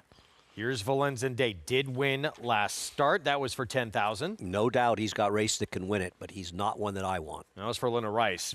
Different barn, obviously, here. Napal Chatterpaul. Ice Road for Linda Rice, second off the claim. Won 2 races in a row, which is amazing, given that before that race he was 2 for 30. But I think he's very dangerous for Linda. Prince of Joy. It's been a while since he got to the winner's circle. Yeah, and he's also best on a wet track. 8-5 favorite. Here's Empty Tomb, Manny Franco. Yeah, I mean, the hope with him is he was claimed and he'll move forward off the claim. On the other hand, 8-5 ain't exactly a great price to take on him. Like I said, I picked him, but I prefer the one that's a bigger price. And 7-time winner, but 0 for at least the last 25. It's just Co-conspirator. It's just not fast enough on any of his recent races to compete here. This would be a bit of a shock. 9-1 seems incredibly short. Yes, I think it'll separate a little bit. I didn't look at the multi-race bets to see if that gives us any hint into what ultimately will be the prices. The pick 3, the 5 is a slight favorite over the 3 and 2, and the double, the 2 is favored over the 5 and 3. Okay. So whatever, see where that works out. The pick 3s are often more predictive than the doubles these days, believe it or not. Let's go downstairs to Acacia. And we'll start off with Empty Tomb, who has a ton of back class, and the second he stepped out onto the track, he was like, let me roll. He got pretty wound up with the pony and was just really intent on being able to be let go of and able to run off for that big warm-up, which is what he's getting now. I thought Manny Franco did a really good job in kind of trying to keep him settled as long as possible to get through the post parade and then give him his head, because he was sharp out there, far more than he was back in the paddock. But he had natural speed, as mentioned, plenty of back class. Of course, given the layoffs, given that last race, he is a bit tough to trust, and he has a short price in here. Thought he looks fantastic, but he's always a good-looking type of horse, and we'll see if he can run back to some of his better races and maybe just finding himself at this level at which he belongs now. The 2, Valenzen Day, first off the claim, now in the Naipaul Chatterpaul barn. This is a horse who, overall, he's been in tremendous form. His only real bad race recently was when he tried going 1.25 miles. Certainly can't fault him that. Now, of course,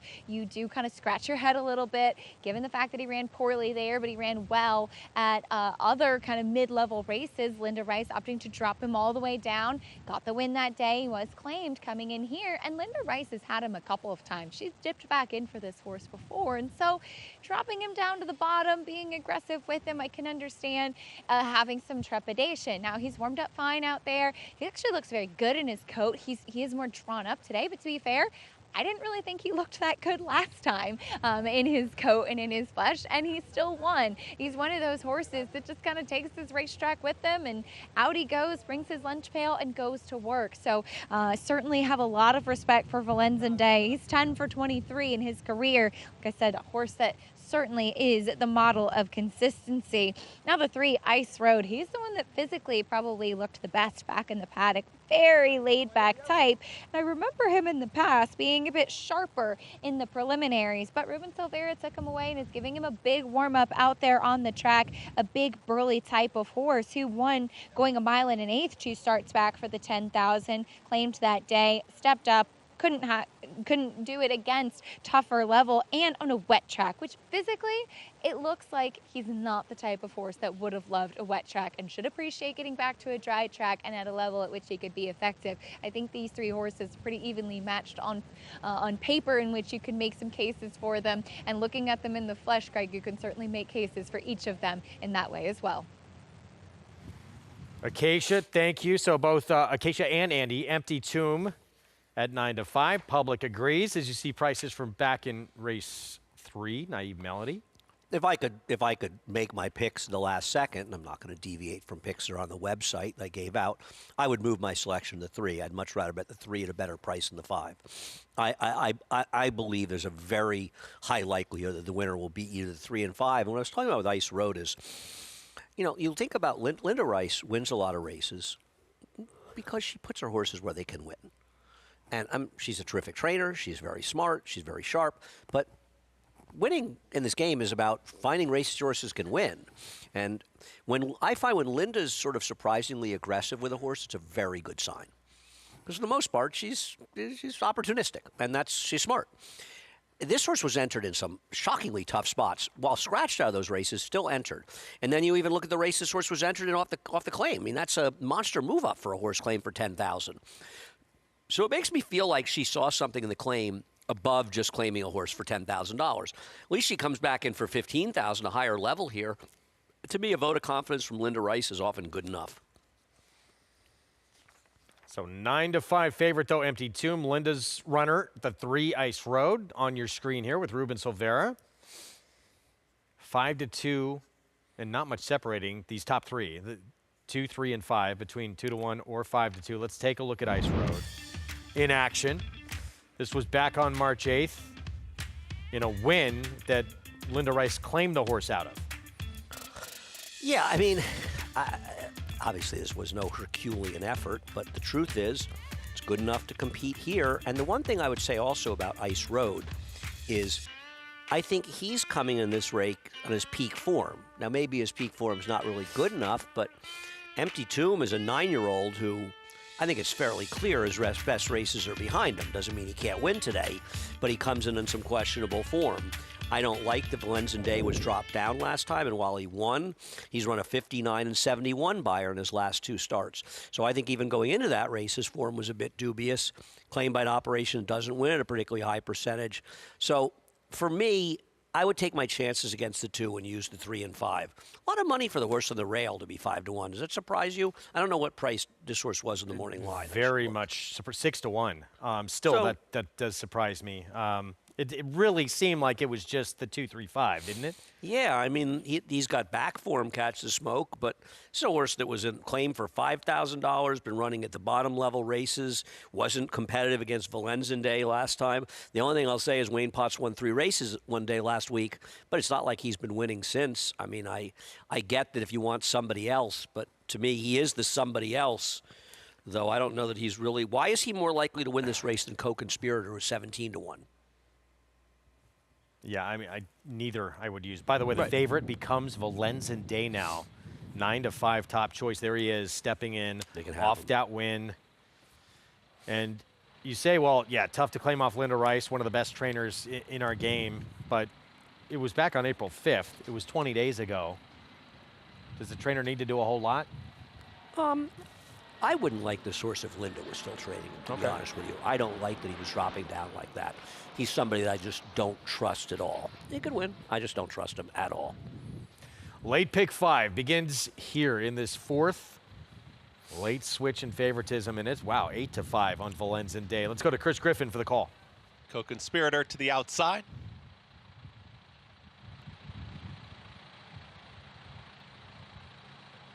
Hesitates briefly. Now he's going to take one more turn here. Assistant starters working with Co-Conspirator.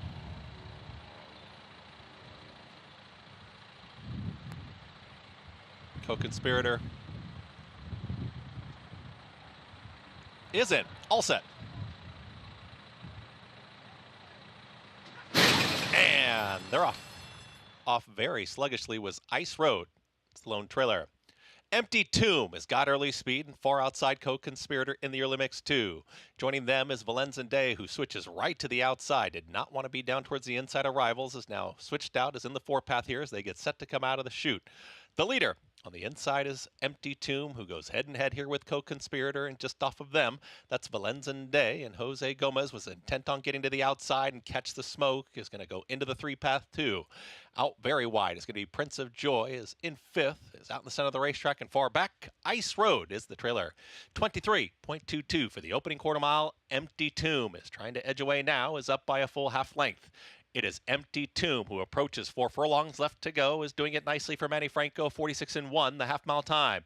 Co-Conspirator is trying to keep up here from second, Catch the Smoke, and Dylan Davis, they move down to the inside the gray. Out wider here is Valenzuela Day, who's now shoved along, is going to be wide.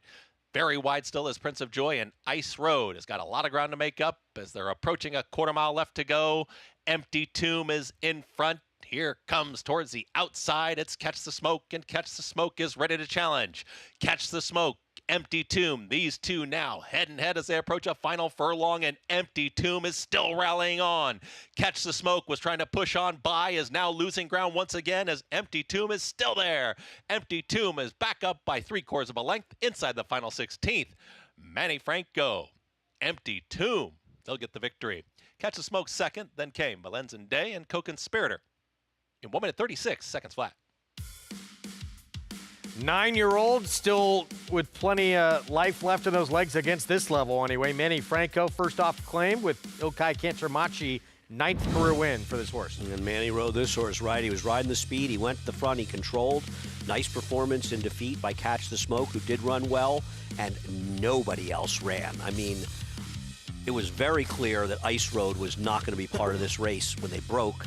He just got left, and he just dropped back the whole way. And the number 2, Valenzuela Day, was a complete no-show. This horse showed up. Only the one showed up besides him. Empty Tomb, that back class prevailing here as the 2-to-1 second choice. You know, that late money stuck with Valenzuela Day. It does not show up here. Ilkay Cantermachi, first off the claim win with this horse. He's on a very important phone call. Do we know who he's speaking to? Probably his brother. Think so? Good man, okay. Do you have any pizza yet, Greg? 5-1, 2-6 finish. I've not. I decided to wait for tonight for dinner. I don't make that decision enough. 9-year-old son of Speightstown with the victory. He's going pretty easily throughout this entire race, too. Yeah. Did he get taken again? We'll have that answer for you when we come back. It's Empty Tomb to start the late pick 5 here on America's Day at the Races.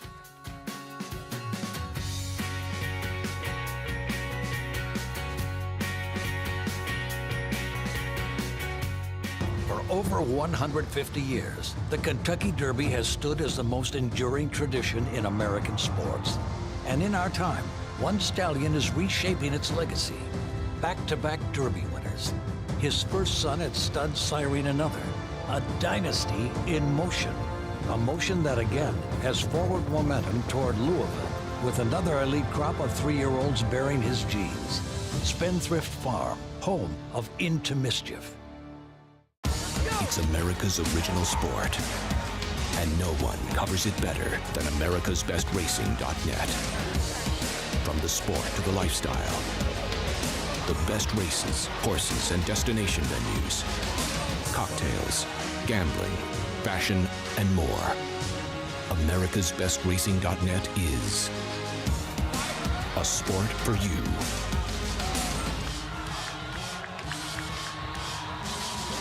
At the Keeneland September yearling sale, the premier thoroughbred auction venue in the world, Mandy Pope of Whisper Hill Farm signed the ticket on the $5 million sale topper by Curlin, bred by Stone Street Thoroughbred Holdings. He was one of $5 million plus yearlings by Curlin to sell. No fewer than 55 of his yearlings fell to the auction gavel, averaging nearly $600,000, making Curlin the #1 sire of yearlings in 2024. Curlin, the classic sire.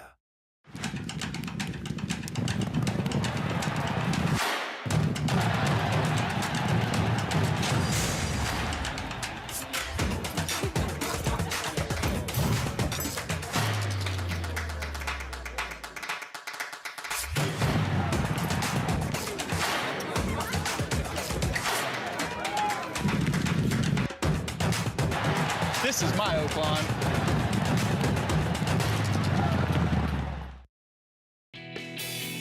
Good to have you with us on this Friday afternoon. You're watching America's Day of the Races here on Fox Sports 2. It's brought to you in part by America's Best Racing. For the love of the race, visit americasbestracing.net today.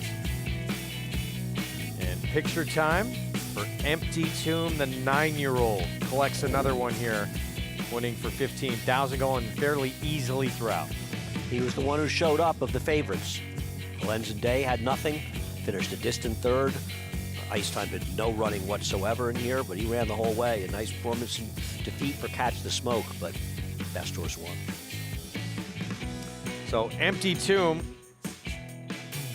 career victory number 9. And a logical, even though he didn't go off the favorite, he was favored throughout much of the wagering here. Very logical start to the late pick 5, $6.70 for the win. The 5th starts the pick 4, $20,000 maiden claiming 6 furlong sprint. 3 scratches in here. And right now it's Last Mango, Jeremiah Engelhart Barnes, start number 2. Favored at 6-5. Yeah, I solved the puzzle. Will be favored by post time in all likelihood, but I thought this horse was a reasonable alternative to the favorite. last Mango, but I'm not betting a 6-5. Back to Hot Springs. And race 4 at Oaklawn.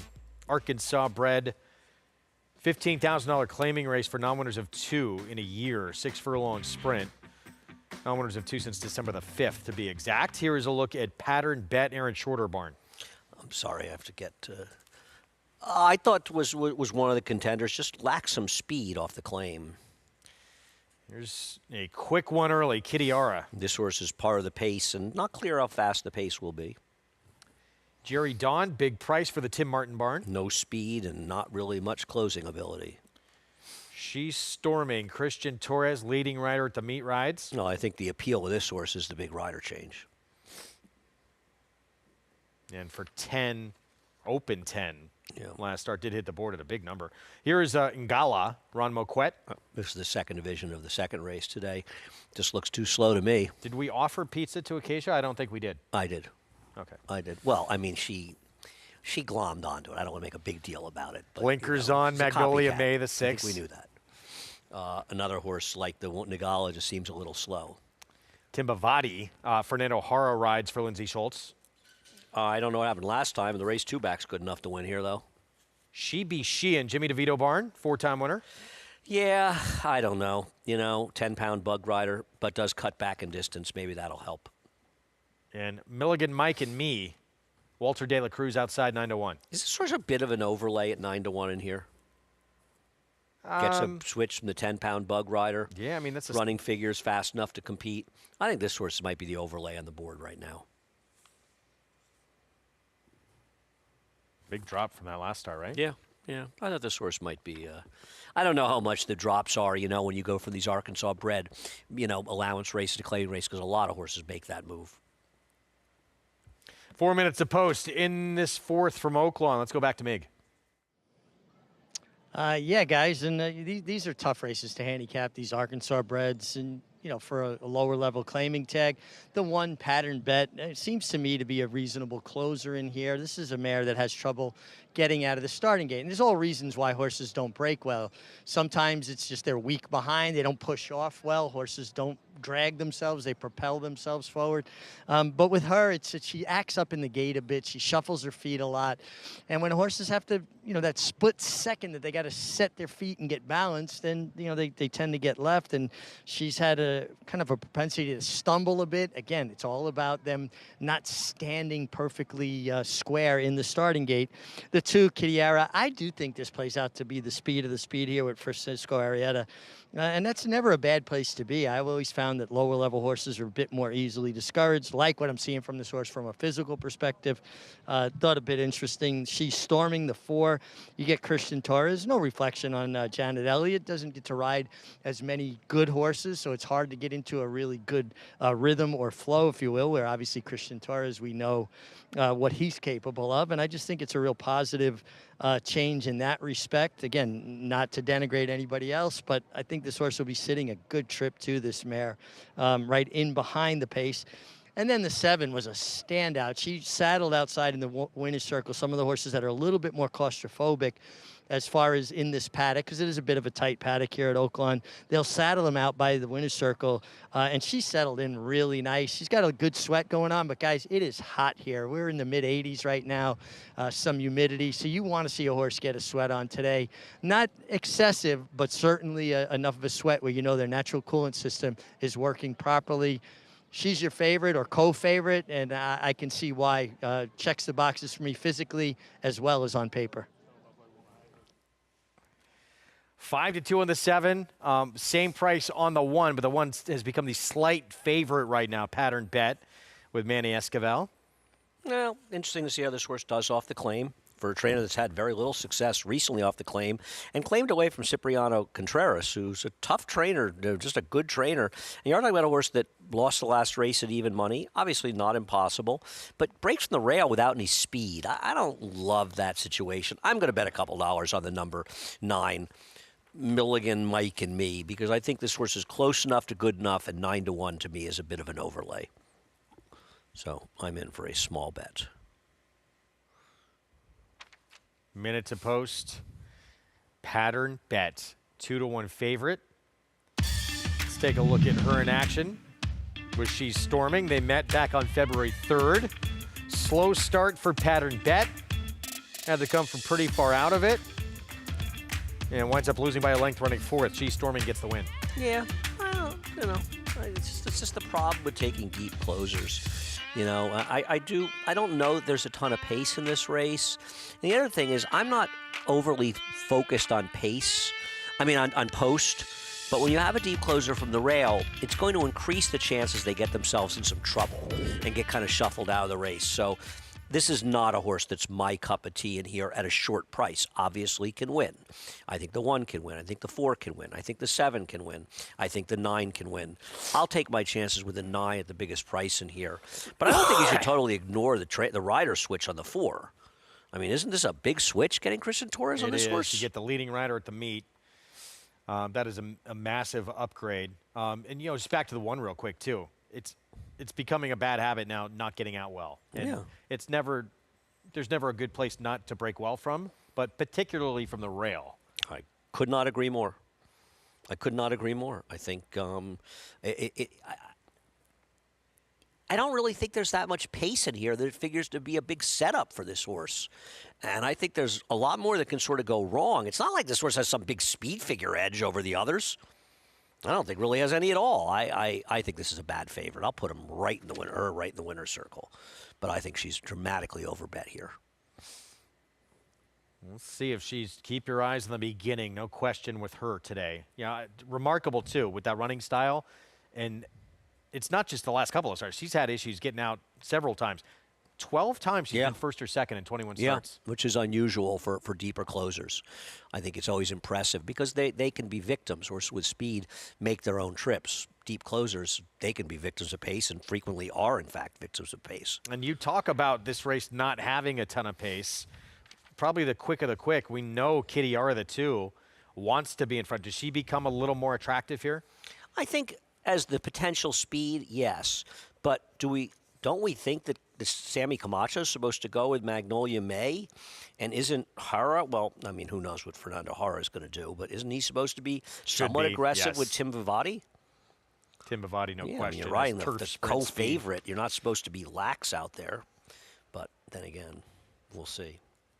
But yeah, definitely the situation exists. There is the possibility that with an aggressive ride, Kittyara will be the speed here. We'll see if that helps. Matt Dinnerman with the call. Here's the 4th from Oaklawn. She's Storming in the orange jacket, walking up to the gate. They've loaded She-Be Sheehan and Milligan Mike and Me to the outside post. Race 4 up next here, folks, and we are ready to go.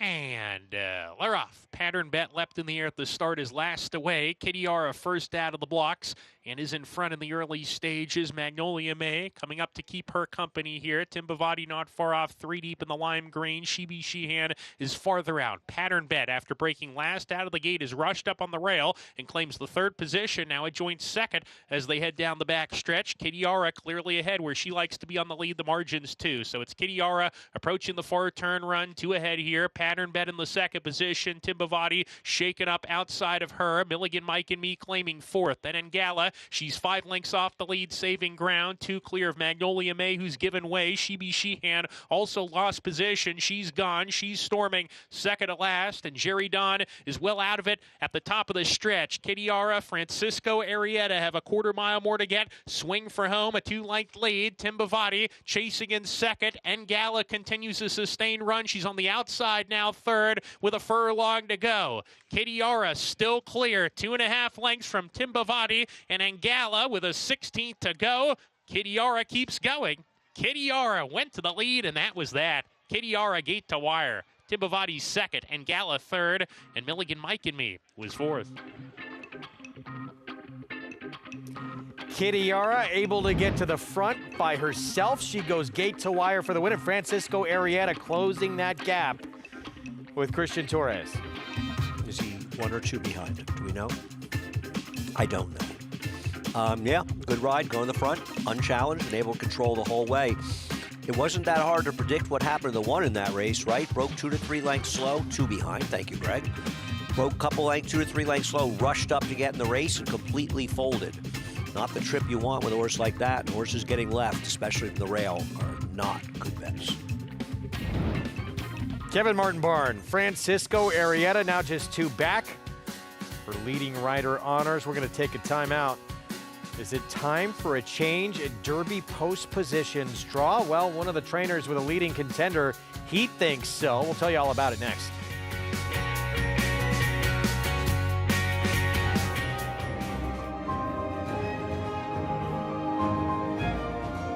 Arcangelo, the Belmont winner in charge. The Grade 1 Whitney to Arthur's ride. And a Dare Manor will take the Clementel Hirsch. Olympiad gets the gold. It is Timberlake who's going to win. Tap it twice. Tap it twice. Sierra Leone in the Breeders' Cup Classic.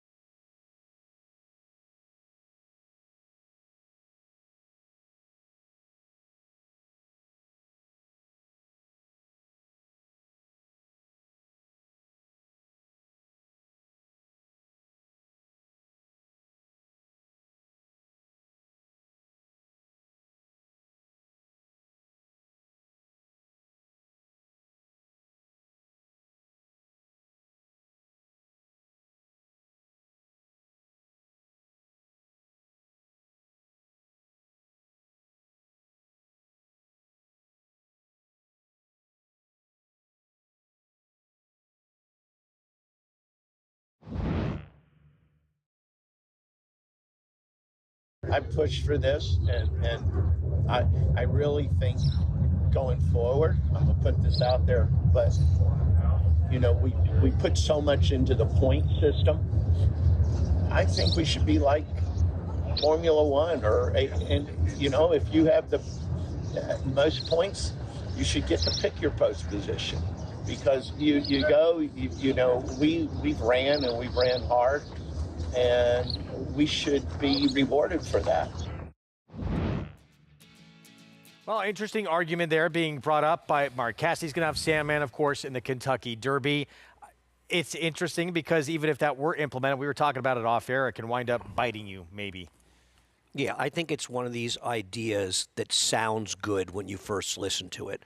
And the more you start to go through it, you realize what a bad idea is. I can't argue with Mark. There is something to be said that the horses who get the most points, most earnings, whatever the situation is, sort of deserve a little bit of an edge, theoretically. But that's not the way horse racing works. Horse racing is about a random draw at the start. So we're supposed to deviate from that in the biggest race of the year. What's next? And the other thing is, who's to say you're making the right choice if you get it? So what do you do with that first pick? You got a speed horse. Do you take post 20? What if you take post 16 and the horse who has a lot of speed and is the fourth likely gets 17, is now on your flank? Who's to say you're going to make the right choices? At least if you get a random draw, you can blame that on your horse running badly. Yeah. You're going to pick your post and you run badly, you're going to have to blame yourself. It also would make the draw, you know, a couple hours long. And somebody who's done a lot of draws, I think if I'm ever sentenced to a Sartrean hell, it'll be doing a lifetime, a continuum of draws for big races. Well, you could put a time clock on it. You could do certain things, but yeah, I don't think anyone would want to pick first either. What's the would time you? clock? Unless it's 20 seconds. I don't think that Mark's point is without validity, and I think there's something to be said for it. I just think the more you go through it, it doesn't really work in practice and reality. Who are the horses that are getting beaten by their post in the Derby? The truth is, with one gate now, post 1 is not as bad as it was before. Not near Sierra as bad. Leone had what? Sierra Leone had post 2 or 3 last year, so I don't think it really affected him being towards the inside. And the randomness is not going to be helped by picking your own post position. There's nothing you can do about it. I think what we have now works, and there's no reason to change Well, let's it. bring in Mig, get your thoughts on what Mark Casse had to say. What did you think?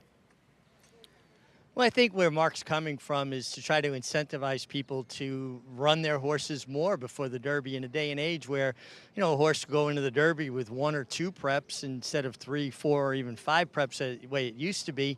So I kind of like the innovative thought process behind it, but I think Andy makes a lot of great points. And, so you picked first and you wanted post 10, but then, horses around you can compromise your trip, whether you have speed drawn outside of you or, whatever the case may be.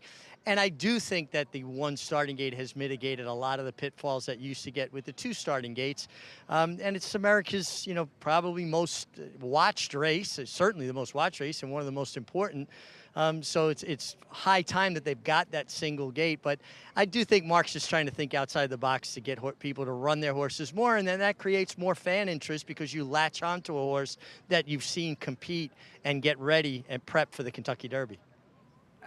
I'm not so sure he's doing this for the good of the sport. He's thinking he has the horse with the most points and he wants to be rewarded. Maybe that's why he's bringing this point up. I just want to know, Richie, if Mark would have been, and we're all fans of Mark, and he's a terrific guy, but whether or not if he had the 11th most points, if he would be making that point in here, I think it's something that, listen, we'd all love to find cases that get horses run better. Richie, do we really believe that this would, in fact, get people to run more often? I don't. Yeah, I don't either. I mean, I think it's a great question. And listen, Mark's a very smart guy, and he knows it's not going to have an impact on this year's Derby draw. So maybe he was talking a bit out loud and thinking, what if, I could pick my post position. I think it's all valid points, guys. But listen, if we don't have these conversations, then everything just stays the same always. And one thing we know, we've always got to evolve and kind of tweak things and look at things and try to make them the best they possibly can be. But, I'm fine with the way it is now. But I thought it was an interesting idea. I think Richie's point is extremely well taken. There's nothing wrong with having conversations. Yeah. And I think racing is a game that could use more conversations. And certainly Mark Casse is somebody who's well qualified to have these opinions, whether you agree with him or not. Yeah, this idea, who knows, can lead to something else, and it sparks Nothing conversation. wrong with it. As for the horse he's going to be setting to this year's Kentucky Derby, let's go to Maggie Wolfendale, and certainly a horse who saved his best for last in the Arkansas Derby. Is there more to come? Well, exactly, Greg, and a horse that seems to be heading in the right direction, so to speak, as he was united with Jose Ortiz, who gave him that perfect ride that we saw in the Arkansas Derby. But Sandman, I feel as though he's always been a work in progress, as he did cost $1.2 million, being a son of Tappet, and a son of Tappet that looks exactly like his sire. And as I often talk about, they have a lot of mental maturing that they have to achieve to really find their best. And I feel like Mark Casse and his team have really acknowledged that and worked with this horse to get the best out of him. I do like the way that he's been training, and I like the fact that, well, it's proven he does need a pace to come back to him. He's really finishing his races and running straight and true to the wire. And I love taking that deep dive into pedigrees when we get to this Kentucky Derby. But what is interesting about him is his sire, Greg, in that Tappet, as he is a sire of sires and has had so much success with his progeny, he has never had a Kentucky Derby winner. And the Belmont's 12 furlongs in 2 years. Isn't that always his edge? Look, he did, what, three wins in 5 years in the Belmont? Sons of Tappet, they were dominating. We'll see how this horse does. I like the fact that he overcame himself last time out. Mark Casse even said, look, finally, this horse put in a huge effort. I think You're not a believer? I think the pace had a lot to do with him finding himself last time. And he's still a goofball out there. So he's not my cup of tea because I don't love his antics in there. But listen, if you were looking for closers, to suggest that he can't win is preposterous. It's easy to find. If you bet him, he's easy to spot. So there's that, too. Yeah, that will help. Race 5 here in New York. 20 maiden claiming 6 furlongs. Sprint as we take a look at Solve the Puzzle. Linda Rice, Jose Lezcano. I am stunned that the 1 is favored in here and have to believe by post time this horse will be favored. Now, if Solve the Puzzle runs this race, his race 2 back, he's a mortal lock in this race. 65 buyer, I'm going to take that as the over. She is a mortal lock. Well, I thought that it was a he because I have something to do with the name. But nevertheless, the horse was bad last time. And now Linda claims for 40 and comes back and runs for 20. None of those are great signs. I do think he's the horse to beat in this race. I am stunned that Luminique is co-favorite. I bet this horse last time. She was awful. And I don't know what she's indicating that she's going to run well in here. Listen, anyone can win here. I don't get her. I think Last Mango is the other horse if you're looking to go against the 7. This is a horse that was against the track last time, had some run at the end.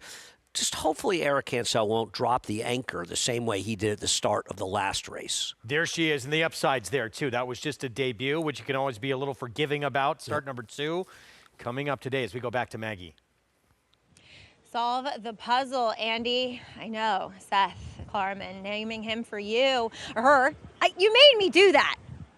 I've helped you with one of those puzzles once or twice, as she is turning back in distance, which I actually really like. I questioned her doing it, and while she ran very well the first time she tried it, which horses will often do, she regressed significantly in her second go at a mile. So I like that Linda's being completely realistic here, and that if Chad Brown can't get her to win at 1-2, how the heck am I going to get her to win for 40? So dropping in for the 20, cutting back in distance, this is what she looks like she wants to do, and with the layoff in mind, she looks incredibly fit.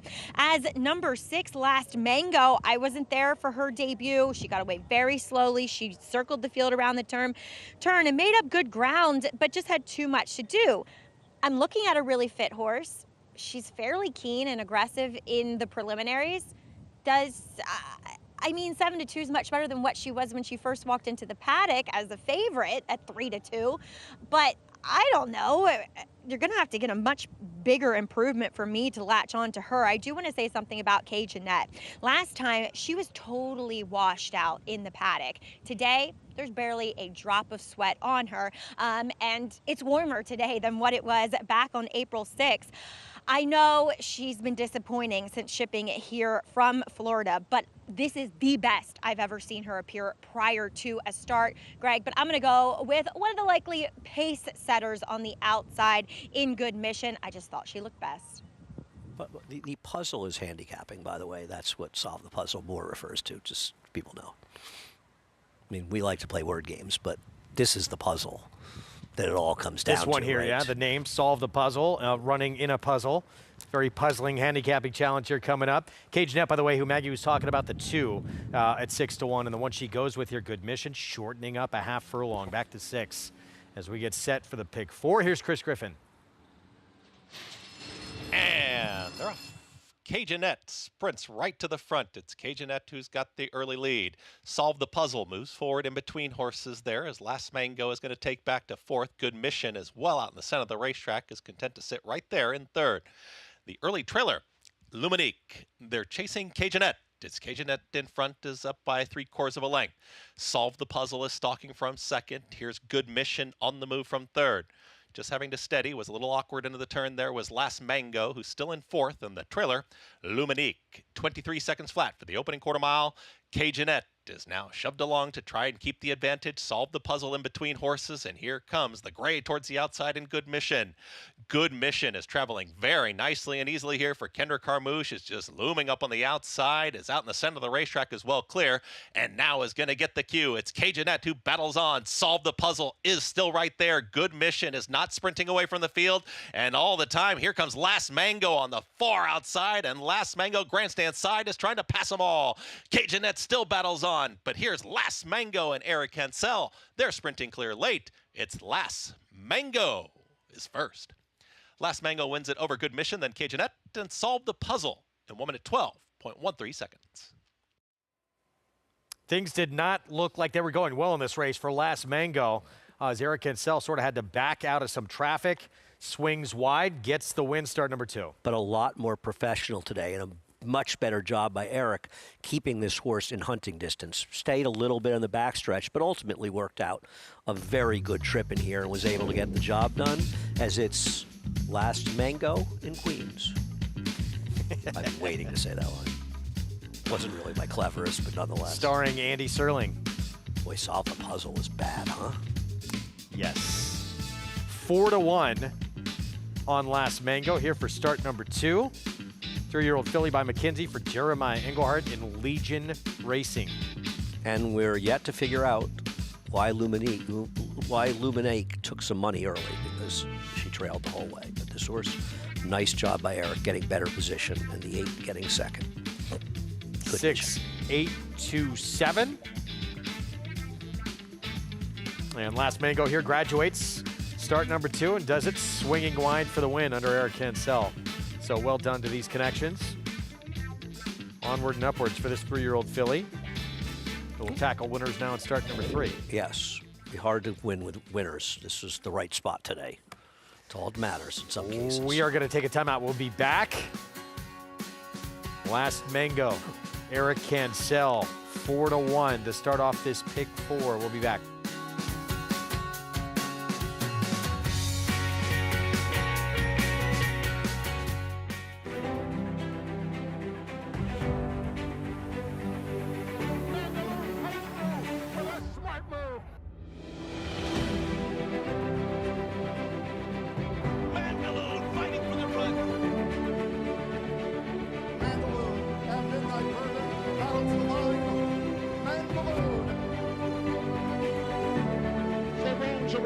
It's Mandaloon. Mandaloon wins. Horse racing? Check. Weekly promotions? Got 'em. Huge payouts? You bet. With Naira Bets. Download the app today and bet on any track, anywhere, anytime with live HD horse races, betting tips and tutorials, expert picks, and more. You bet with Naira Bets. Join now for a new member bonus at NairaBets.com. Introducing Peace and Justice, new to New York in 2025. A proven sire with over 200 wins, 16% wins per starts, and one of only 2 New York-based stallions to have a graded stakes winner at Saratoga in 2024. Now, with 3 different racing surfaces coming to New York, and with New York breds running for equal purses as open company, Peace and Justice is the sure choice for 2025. Peace and Justice, now standing at Irish Hill and Duchess View Stallions in New York. Racetrack Television Network brings you every race, from every track, on every screen, every day. With monthly packages starting as low as $5, RTN gives you great value and access to more live HD streaming and race replays than anyone. Visit RTN.tv today to sign up and watch on almost any device, including Roku and Amazon Fire. RTN has packages that start at $5 per month.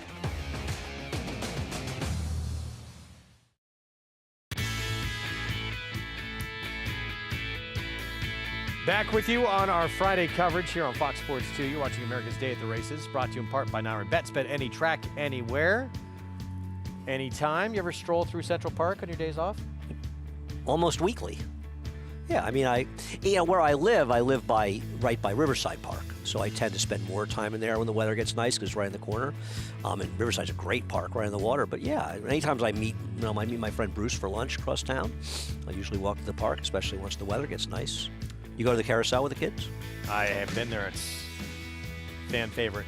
Last Mango starts off the pick 4, Eric Cancel. Jeremiah Engelhardt, Legion Racing at 4-1. Got the right trip and the right field and the right setup and the right ride and got it done. It's fairly impressive, too.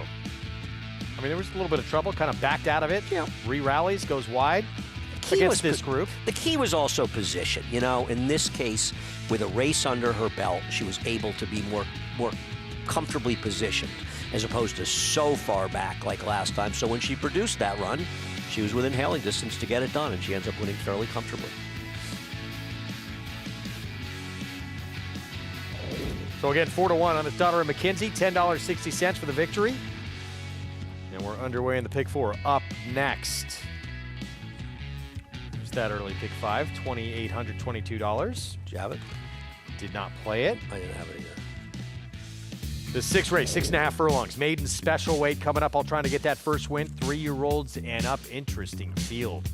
Chad Brown with a couple in here, including the current 8-5 favorite, playing tricks from the rail. Taking a ton of money right now. I believe that one of the reasons this horse is being bet is that he is the workmate of that impressive first-time starter Chad Brown and Klarovich had over the weekend. They ran a 90 buyer going a mile. So I think that's probably one of the reasons why this horse is taking money. I spoke to Chad Brown about this horse actually last weekend, and he had good things to say. He said he thinks that he's talented. Whether or not he's going to be ready to win going 6.5 first time, I think that was a bigger concern for him. Meanwhile, you have a horse, there's plenty of angles in this group, but the 4 faced the eventual Saratoga Special winner next time out, was second, distant second behind that horse first time out, 13-1 right now. I would have liked this horse a lot more if John Kimmel didn't have such terrible numbers off 6 to 12 month layoffs, 0 for 18 with maidens 0 for 5, and I just worry Social need a race. But I agree. I think he's dangerous. I like Gypsy Dreaming in here. I think Chowser the 7 can run better, and clearly Vow of Secrecy is improving for Linda Rice. This is a wide open race. Yeah, both Gypsy Dreaming and Vow of Secrecy faced 1/900, who ran just a monstrous effort last time out. Good horse. Get that maiden win. Yep. Coming up this weekend, Hot Springs, our colleague. Bringing her back. The best horse he ever trained. He did say that about and Hoosier I'm never Philly. going to let him forget it. Early in his career, thought she would wind up being the best ever, and that was with Serengeti Empress having won the Kentucky Oaks already. She was very precocious early. Didn't quite, I think, pan out to what Tom had felt, but pretty amazing. I mean, still, she's closing in on $1 million in earnings, so she's put together a very nice resume.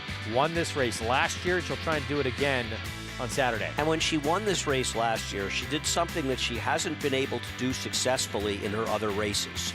She rated. So we know that she can rate. And with the presence of some other speeds towards the outside, horses like Pretty Layla and Rose Palace, I don't know that she necessarily looks like the speed in here, so she may end up rating. Listen, her chief competition is the second choice on the line, Our Pretty Woman, who was a bit against it last time out at Sam Houston when she ran the Ladies Classic, and she has some good back races. I will root for Tom, though. For Our Pretty Woman, too, that was off a long layoff. Yep. Had to have needed that race, but then we haven't seen her again since that January 25th race. It was a big gold rail that day. You know how much I love a gold rail. That is coming up, race 10 on our Saturday coverage, Dig a Diamond. And we'll certainly be rooting for our colleague in that one as she tries to go back-to-back in that race. Oaklawn Race 5 is coming up next. They're about approaching the 8-minute mark to post in the 6 furlong sprint. Condition $35 claiming race. Fillies, mares 3 and up who have never won 3 or have not won a race since October 25th, the condition. My comment about this race and try to handicap it was, this is a big mess because I just feel like there are many horses that go. I can't believe that somebody is 8-5 in here. Can you? 12 has some big numbers, I thought. I understand. Coming in from Gulfstream, which can go both ways, is dropping down 8-5. I wouldn't bet 8-5 in this race, but I agree. This horse has races that will smother this field, so maybe 8-5 is right. But yeah, I mean, take that Gulfstream form with a grain of salt. What about lighted up Louis? I do think that one's interesting. Yeah, I thought he was dangerous. 8-1 right now. She was, excuse me. Yeah, on the 9 for Cody Rosen. Here's the 1. This is Tiffany Twist. Blinkers come off. And she's got to overcome her trainer. Tom Amos, speaking of to be fair, Philly. and Tom would agree, she has not run well since Tom claimed her. Spirit Rules. Thanks for pointing that out. I'm sure he's happy about it. He'll get over it. Tom's tough. Stay Fabulous. Blinkers on. Spirit Rules looks like par of the speed, as to Stay Fabulous. They're going to be moving up front, and that could be tough for the 12, too. This horse, two back, had an effort that could put her in the mix. I totally agree. What happened last time, but was claimed by Steve Asson, moving up a lot off the claim. Son Eric rides. Esperidian has early speed coming in from Prairie Meadows. And that's about it. Opposite the crowd. Dominant win against softer company last start. Right. It's tough to move up off a big win like that, as that last time was the time, but should benefit from some pace. Phil D'Amato Barn, a long time away for Demi, or Demi. It could be either, right? Well, Demi Tass, Demi Moore, Yeah. so you don't really know.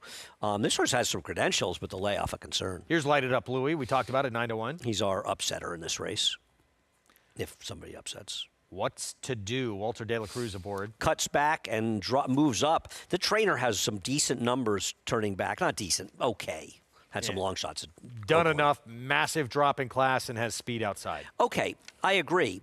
The last race was not that good, though. I didn't love the last race. No, it was not. It was a backwards move. Vincy Girl came in here and ran here the other day, and I don't know where she finished. Maggie would probably remember. She ran here, but actually might not because she wasn't here. She will still know.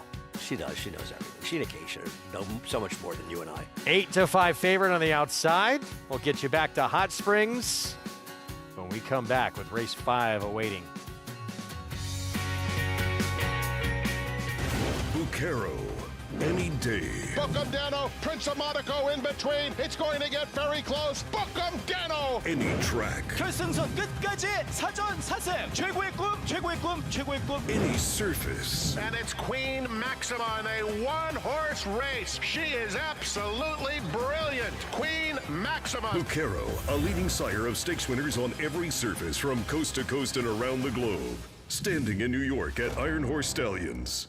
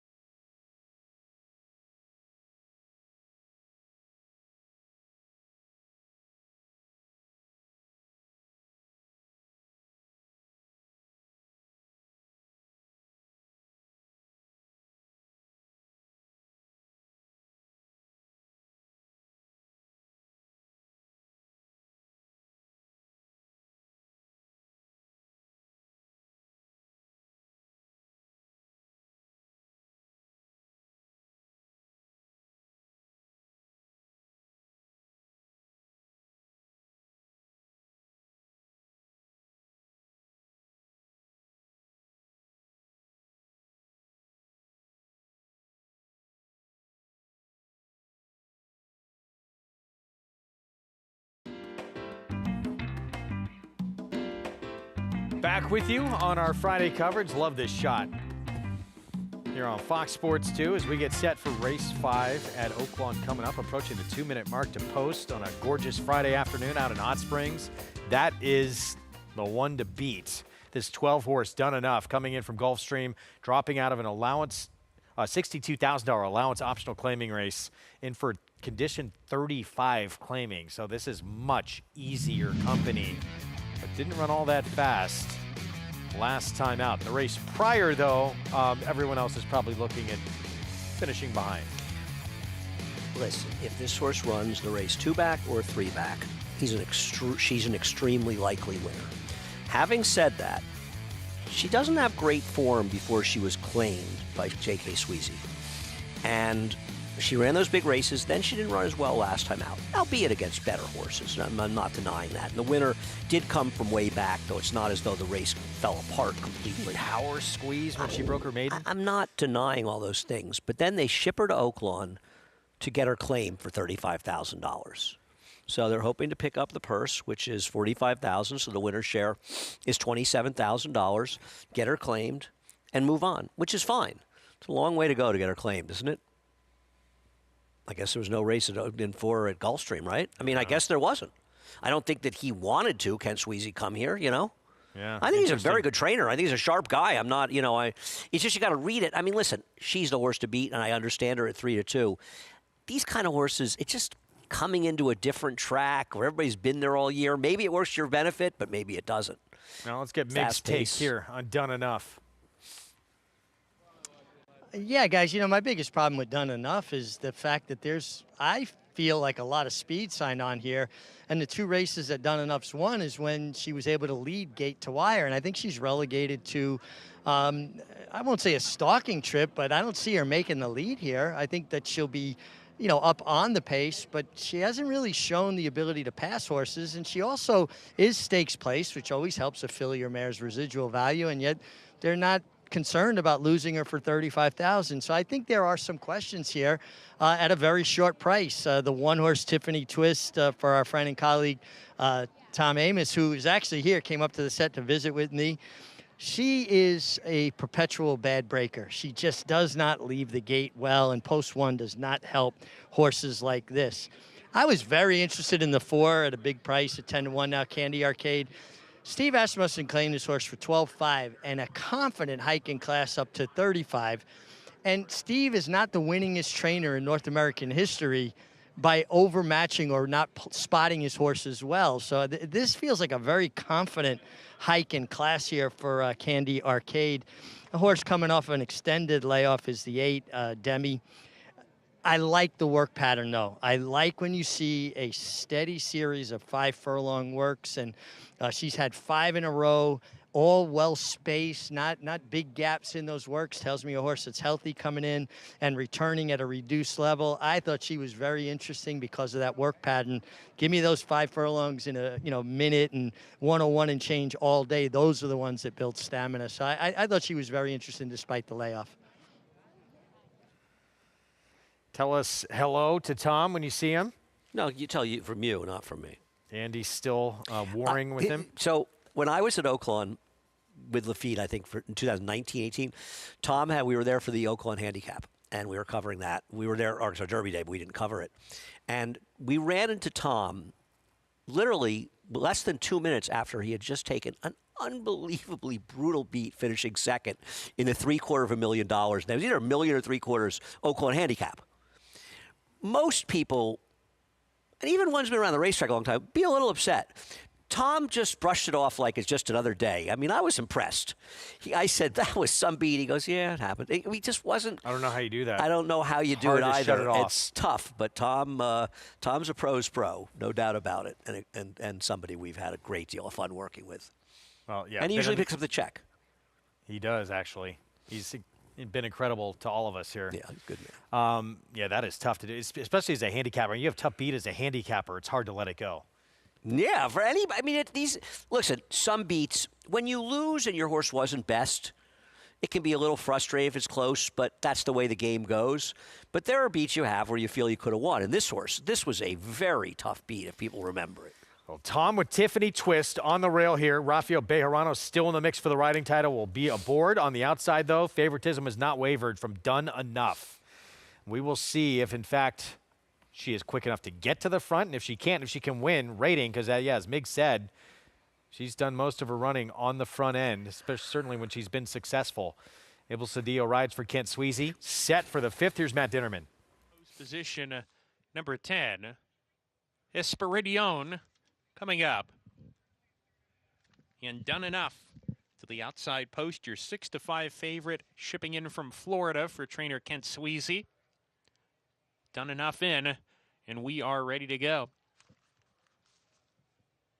And Laroff, opposite the crowd, gets the first call of the race. Espidion is up on the pace as well. Stay Fabulous in the mix. There's a lineup for the lead here. Candy Arcade in that group, now easing off the pace. Opposite the crowd, comes out of the crowd to take a neck lead on Esperidion, who's to the inside. Anna Deep, done enough, who's easing off, is third now. Spirit Rules fourth, 2 off the pace with a half mile to go. Another length and a half to Candy Arcade. Stay Fabulous down on the rail going into the turn.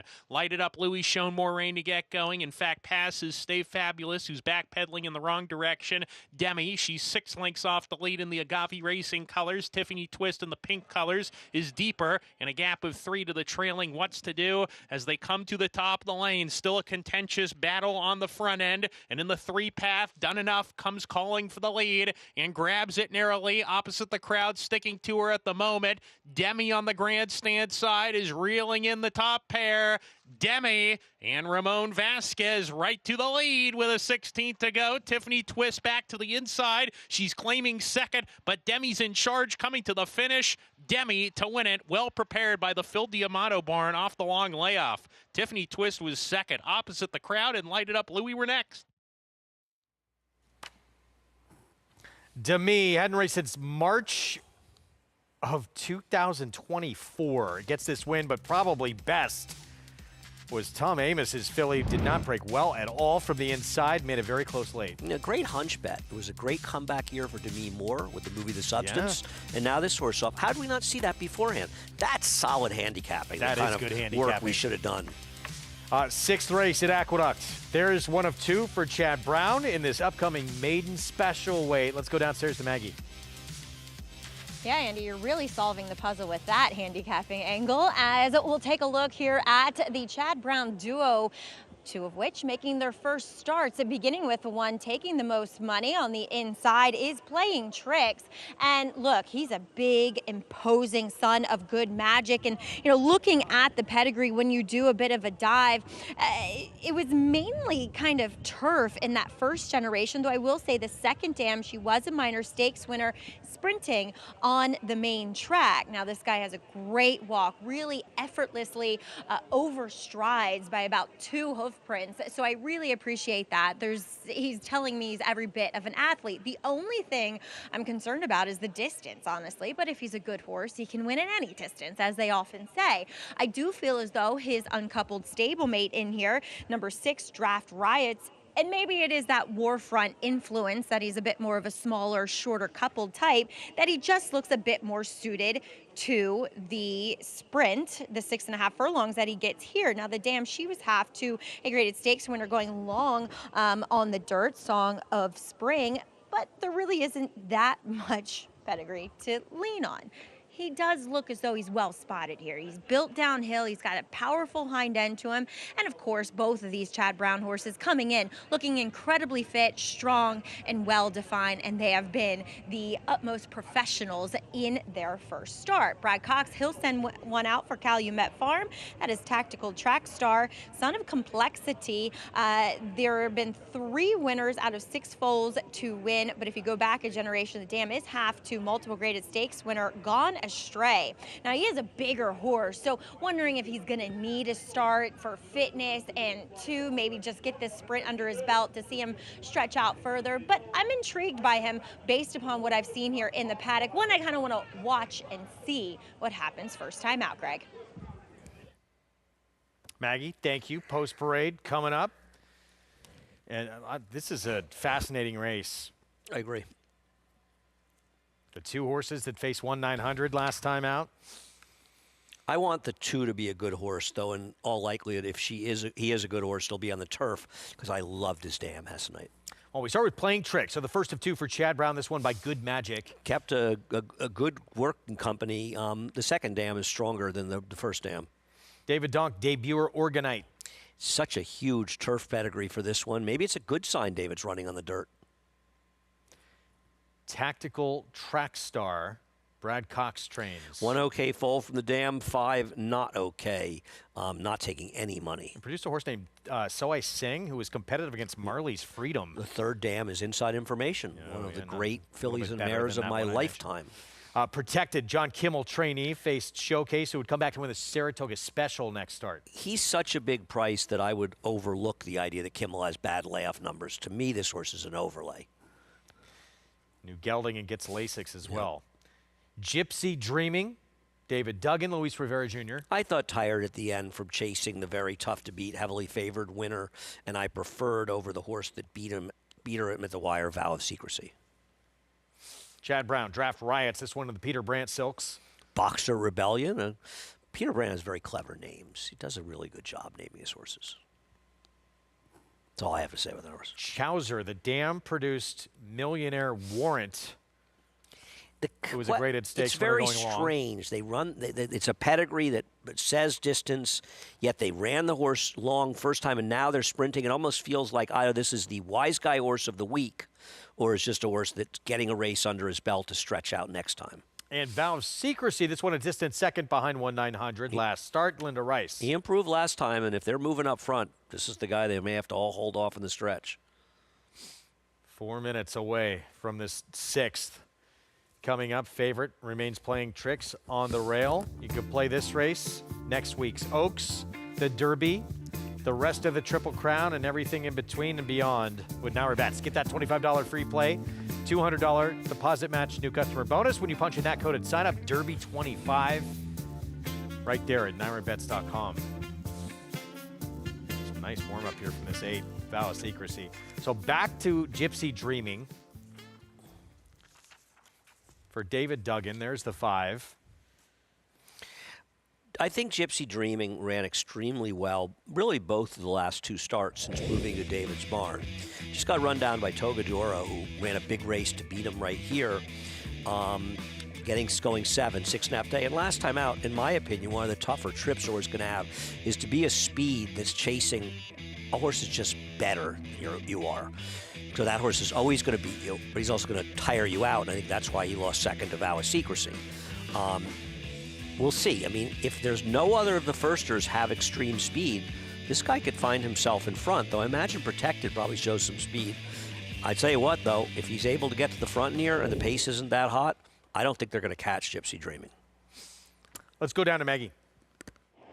Andy, you literally took the words right out of my mouth. That is the exact same thought process I have when it comes to Gypsy Dreaming in here. And, based upon what I've seen with the first-time starters, nobody really jumped into the bridle and said, I'm going to show speed. In fact, the one taking the money, playing tricks, again, I reiterate, he can win. He might just be talented, but he has shown me no inclination that he's going to be a proverbial speedball out of there. So we've seen Gypsy Dreaming with Luis Rivera aboard, who is a little bit more, of a stronger, more aggressive rider. He stayed with the pony, but they do add a pair of short-cut cheater blinkers, and weirdly, this is the first time I'm seeing this horse, so I do like what I see from him, and I agree with Andy. If there's nobody else to go in here, I think he's the one that is able to control things, though we'll get to Protected in a moment. But talking about number 8, Vow of Secrecy, and I agree. I think, his race maybe just flattered a little bit more because he got to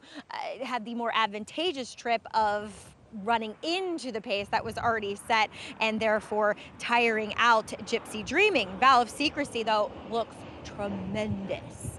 I mean, just absolutely fantastic. He looked great in the paddock, but he also, I'm kind of, maybe it's a Goldilocks effect. Maybe the 6.5 will be perfect. He also looks like a horse that wants to run longer, and so I see why they debuted him going the 7/8, but obviously running better going the 6 last time out. And Ruben Silvera really aggressively warming this horse up, really, saying, let's get out of there, let's not give ourselves too much to do this time, but really responding well out on the racetrack. And then what do you do with number 4, Protected? Well, he did not get that quote-unquote patented Kendrick Carmouche warm-up. He stayed with the pony, and I think that's because Protected is a bit of a bad actor. He's come back now as a gelding. I was not in the paddock for his debut way back when as an early 2-year-old.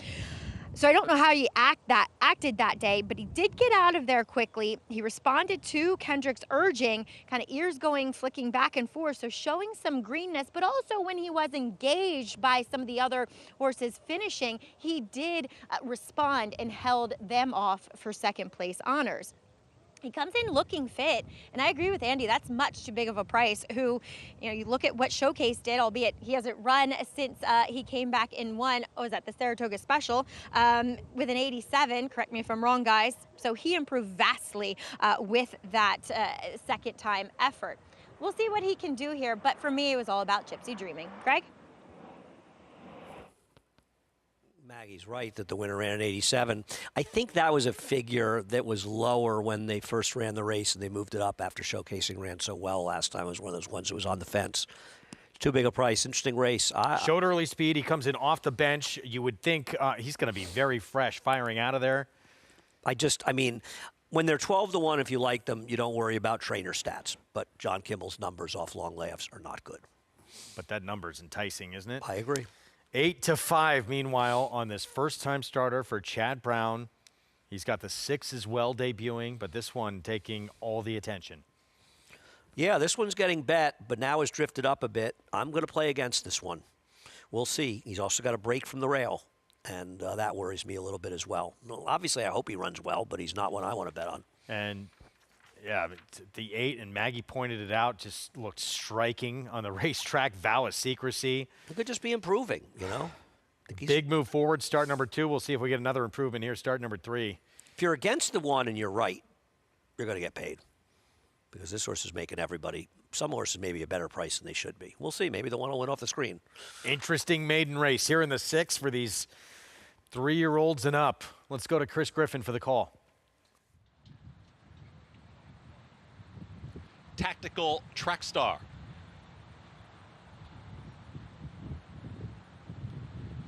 Waiting on Protected. Protected. Kendrick Carmouche moving forward. It'll be Vow of Secrecy to the outside. Protected. Is in. Vow of Secrecy.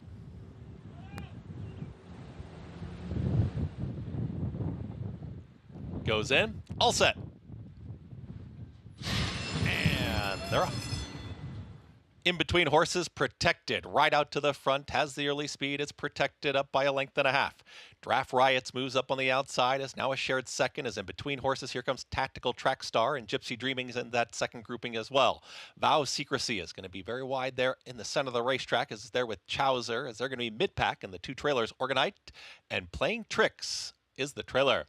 The leader is Protected. Protected is up by a half length. Plenty of pressure to the outside here from Gypsy Dreaming. 2 wide, 3 wide is Draft Riots. In behind them, there is Tactical Track Star as in pursuit, and Chowser is right there with Vow of Secrecy as they start to run on. From the back, Gorgonite and Playing Tricks. No move yet, but does start to rally from the back as Protected is all in. Draft Riots is not. It's Draft Riots who's just looming up on the outside of Protected, who is just shoved along with a quarter mile left to go. 45-1, that half-mile time. Protected battles on. Draft Riots is lugging in there. Just lugs in at the top of the stretch, but now is trying to pass on by a stubborn Protected. Playing Tricks is rolling from far out of it, and Playing Tricks has momentum too. Protected has put away Draft Riots for now. Playing Tricks is weaving through the stretch. What an effort here. Protected can get it done. Playing Tricks is going to try one final time. Protected. Hard-earned victory. Got it done. Protected over Playing Tricks. Draft Riots in a photo. Vow of Secrecy with Chowser in 1 minute 16 and 4. Figured to be in front, figured to improve off that debut, and he just keeps on rolling here. Protected with the win. Big late run from Playing Tricks, who did not break well. Didn't break that badly. He just had no speed. Just very slow. Yeah. Keep your eye on him next time out. But Protected graduates here in start number 2. What Chad Brown told me was right about the one. Thought he might need a race. Probably did. Probably the best horse in here. But this horse, as I said, bad trainer stats, but you don't worry about those things when a horse is a big price, and he was way too big a price and ran very well. And both the Chad Brown firsters ran well to be second and third, but the winner did all the dirty work. 10-1, Protected. Kendrick Carmouche, John Kimmel. Horse who faced your eventual Saratoga Special winner in the debut. And this horse makes a big improvement, just as Showcase did in his second start. No doubt. It was the first-time starters, and this horse, nobody else ran. 4-1, 6-8. It's protected here in the 6th. More to come after a timeout. We got to say goodbye to this guy, though, for the afternoon. We'll see you tomorrow. When? See you tomorrow. I'm on early tomorrow. Look forward to it. All right. Look forward to it as well. Timeout. We'll be back. I have Acacia Clement, who's going to be sitting in that seat when we return. We'll be back. More ahead, including the feature from here in New York and from Hot Springs. Right after this, it's Protected, graduating in race 6.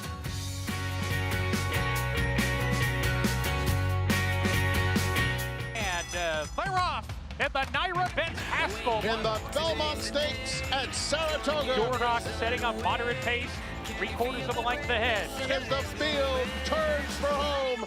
They're at it again. The two Belmont first and second place finishers. Mind frame on the outside. It's coming after Dornock. Dornock wins the Haskell. It will be Dornock to win the Belmont Stakes. The only major U.S. 2-year-old sale held over a dirt surface, Mid-Atlantic May, continues to produce graded stakes winners across the globe and on all surfaces. Recent grads include Eclipse champion Straight No Chaser, brilliant winner of the Breeders' Cup Sprint, as well as this year's Riyadh Dirt Sprint at the Saudi Cup, plus Grade 1 winners Full Count Felicia and Sacred Wish. The Fasig-Tipton Mid-Atlantic May 2-year-olds in training sale, May 19th and 20th in Timonium, Maryland. Where will you be?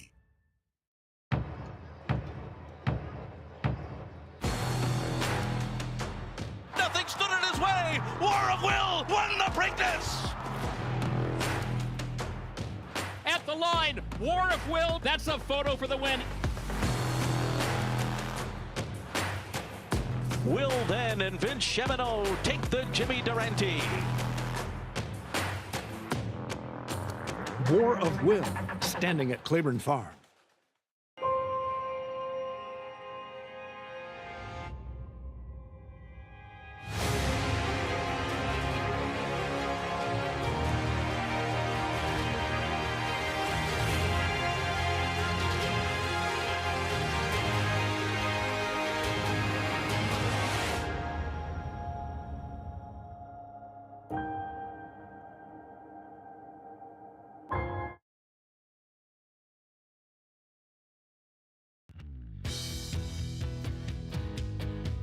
Back with you on our Friday coverage. America's Day at the Races brought to you in part by Naira Bets. Bet any track, anywhere, anytime. Is that Governor's Island there in the background? I don't know. Hard to tell. My kids love it there. That's fun. Acacia Clement back with us on the desk, and our producer just mentioned you've hit for the cycle today. You've sat in every single seat, done every job for us. Yeah, I'm going to go shoot some camera after this as well. May as well. Covering it all. No doubt you can do that as well. We just saw Protected win off a long time away for trainer John Kimmel, and Kendra Carmouche put this horse in front, gate to wire win. Yeah, I was the one that was in the paddock for his first race, and I had texted Maggie because he was a very naughty boy and just really just lacking a lot of focus in that first effort. And then coming back here as a gelding, great to hear that he's grown up, and he was focused in the running of the race. He really did a lot of the dirty work in there and able to gut out that win. Certainly was ready coming back, and turns out that was a very live race that he did debut in as a 2-year-old. What an effort from playing tricks, too. It was very slow out of the gate, was dead last early, and here he is making this big late run, widest of all, to get second place money. Certainly one to watch moving forward as he's able to run down his stablemate, Draft Riot, who is far more forwardly placed and in the race during that running. So playing tricks, certainly a horse that will benefit from having this first start under his belt. So Chad Brown second and third. It's Protected. John Kimmel, Dennis Drazen, and his son of Maximum Security graduates here start number 2 after that debut last early July to get this win. 22.60 for the victory. Cross country, pick 5 follow along. Kitiara kicks it off at Oaklawn. Gate to wire. Demi off, I guess the theme here, long time away. That was a long layoff for that one, and now Protected off the bench. Yeah, layoffs are the theme, and if we are continuing on in the 7th race is a turf race as well. You've got plenty of long layoffs to look at in theirs. Got a few New York bred turf horses that have been waiting for turf season. We're going to take a timeout. We'll get into race 7 when we come back. 6 furlongs on the outer turf in this New York bred A Other Than Allowance. And we will talk next week. First Saturday in May, right around the corner, is Journalism. Ready for his Kentucky Derby moment. We'll talk about the favorite when we come back.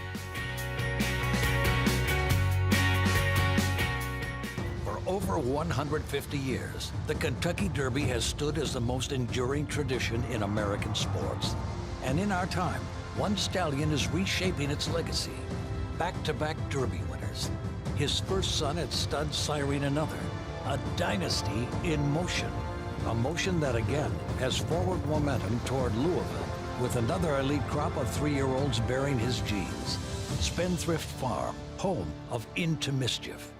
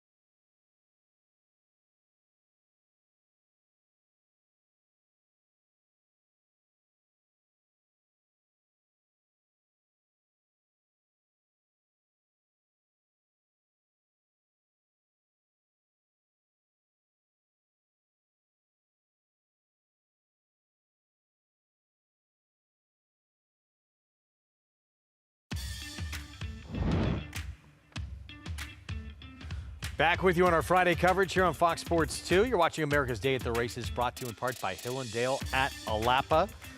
19 minutes away, race 7 at Aqueduct. We have the 6th coming up in Hot Springs, Arkansas. We have the Kentucky Oaks and Derby, though, coming up next week. We cannot wait, and so much talk for a long time now about Journalism being the horse to beat going into this run for the Roses. And I think rightfully so. I mean, he's done very little wrong. Finished 3rd when sprinting on debut, and then once they stretched him out, he's been undefeated and even found trouble, though a short field. He found trouble in the Santa Anita Derby and still was able to get the win. He's won back-to-back triple-digit Beyer speed figures. I know he was by victim a little bit of the points situation in California and with the shorter fields kind of running for less points, but he certainly has enough to be in the field as he's been so consistent, and he absolutely will be the Derby favorite, and he should be. He's been the goods thus far. Been incredible. Yeah, that sprint debut ever since. They stretched him out to a mile, start number 2. He's rolled off 4 consecutive wins, 3 graded stakes wins, and you watch his races. Last couple of a mile and a 16th, that 3-year-old debut in the San Felipe, mile and a 16th, but then a mile and an 1/8 last start. Does it look like a horse who's continuing to go on with it, and a mile and a quarter is going to be fine for him? Yeah, it looks like it should be fine. Also on pedigree, I mean, he's by Curlin, out of Mopatism, who kind of an interesting pedigree there, but he's certainly a horse that should be able to handle going a bit longer, and I don't have any faults with him really coming into this, which is kind of amazing. Of course, in a field of 20 horses, a lot can happen as far as the trip is concerned, and that will be a big piece of it. Maybe he is the best horse. Is he going to be the best horse on that day? And is he going to get the best trip? Michael McCarthy is trainer already with a Preakness win. Here he is on his horse who will be favored on Derby Day.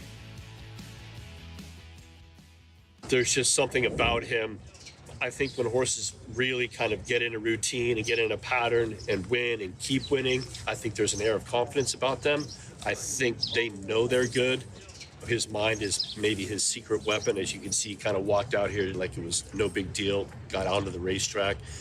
People around, nothing seemed to really bother him. Of course, I'm sure as the week goes on, there'll be more and more people around here. He's got a wonderful pedigree, stamina laden on top and bottom, so I think that's going to help him as well. Genetically, there's something there that just clicks for him. When he came to us late in July of this summer, last summer actually, he touted his hand pretty quickly. So he started to get ready a little bit faster than your average 2-year-old. That's when we kind of started thinking that maybe he might be just a little bit better than average.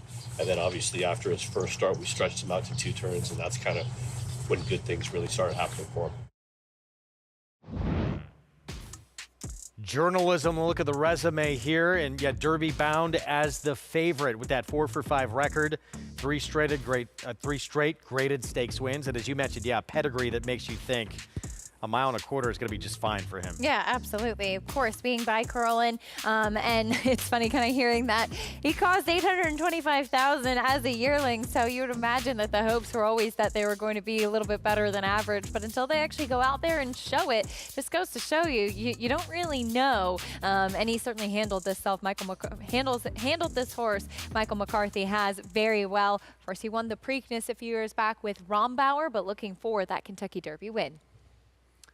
Having said all this about journalism, how do you feel about him? Is he a horse that you would say, okay, he's good enough where I just need him? No, I don't know if I'm ever going to be that kind of person in the Kentucky Derby because, like I said, with the size of the field and the way that this race can be run, I think a lot of it comes down to when the post positions are drawn as well. I do not like to make picks before the draw is out and seeing where the horses are placed, seeing how that pace could potentially materialize. And we talk a lot about the pace in the Derby. I mean, journalism is the type of horse that has some tactical speed, which is a benefit. Could be an honest pace. I read a quote this morning that Brian Lynch wants Owen Almighty to rate in the Derby, taking a little bit of the starch out. That was what the quote said. So we'll see how it plays out. But on paper, it looks like there should be pace. Yeah, even without him, it looks like there's plenty of Yes. pace. And I'm not sure that's going to be the case with him. We'll see on Derby Day. We'll get back to Oaklawn right now. Race 6 coming up, mile and 16th. Maiden special weight. I'll try to get that first win ahead. And it's the 5, a first-time starter for Ken McPeak. Favorite, not easy to win going around a ground in your debut, and that's what they're trying to do with this 3-year-old filly. But we start with Calamity for Brad Cox. Yes, it's written traffic in her last 2 races. And last time out, yes, she did have to wait for room, but she's starting to rack up the beats at a short price. Here's Meg's Foxy, Greg Compton barn. Hustled from the outside to show speed in that same race as Calamity. Esperanza Spirit going beyond 6 furlongs for the first time. And stepping up in class from maiden, 75,000. 2 sprint stretch out for this Steve Asmussen Curlin filly. Yeah, there's certainly pedigree on the top side to suggest that she should handle going longer. Wow, here's the favorite for Ken McPeak, first time out. Yeah, I guess, has a very steady work pattern, both at Fairgrounds and Oaklawn coming in by promises fulfilled. Another Steve Asmussen runner with son Keith aboard, Glory B. A little bit of a freshening, hasn't raced since January. Did face Princess Aaliyah, who won a stake last week. The unquestioned speed of this field, 2 turf sprints, and was forward for Tom Amos, point set match. Out of Miss Locust Point, who's a very good dirt sprinter. Can she handle more distance? And just got lucky, Saffie Joseph Jr. on the outside. Had a little bit of a layoff as well, really acted up in the gate back in December at Gulfstream and broke so slowly as a result. So let's go back to Calamity for Brad Cox, the inside post today. And this was back on February 17th, 2 starts ago, finished third as a beaten favorite.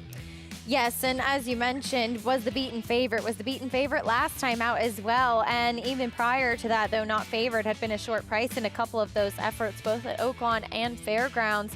Look, she's a horse that's been right there. You see her kind of grinding along on the inside. She doesn't have a ton of early speed. She doesn't have a ton of a kick. She's kind of an even one-pace type of running style.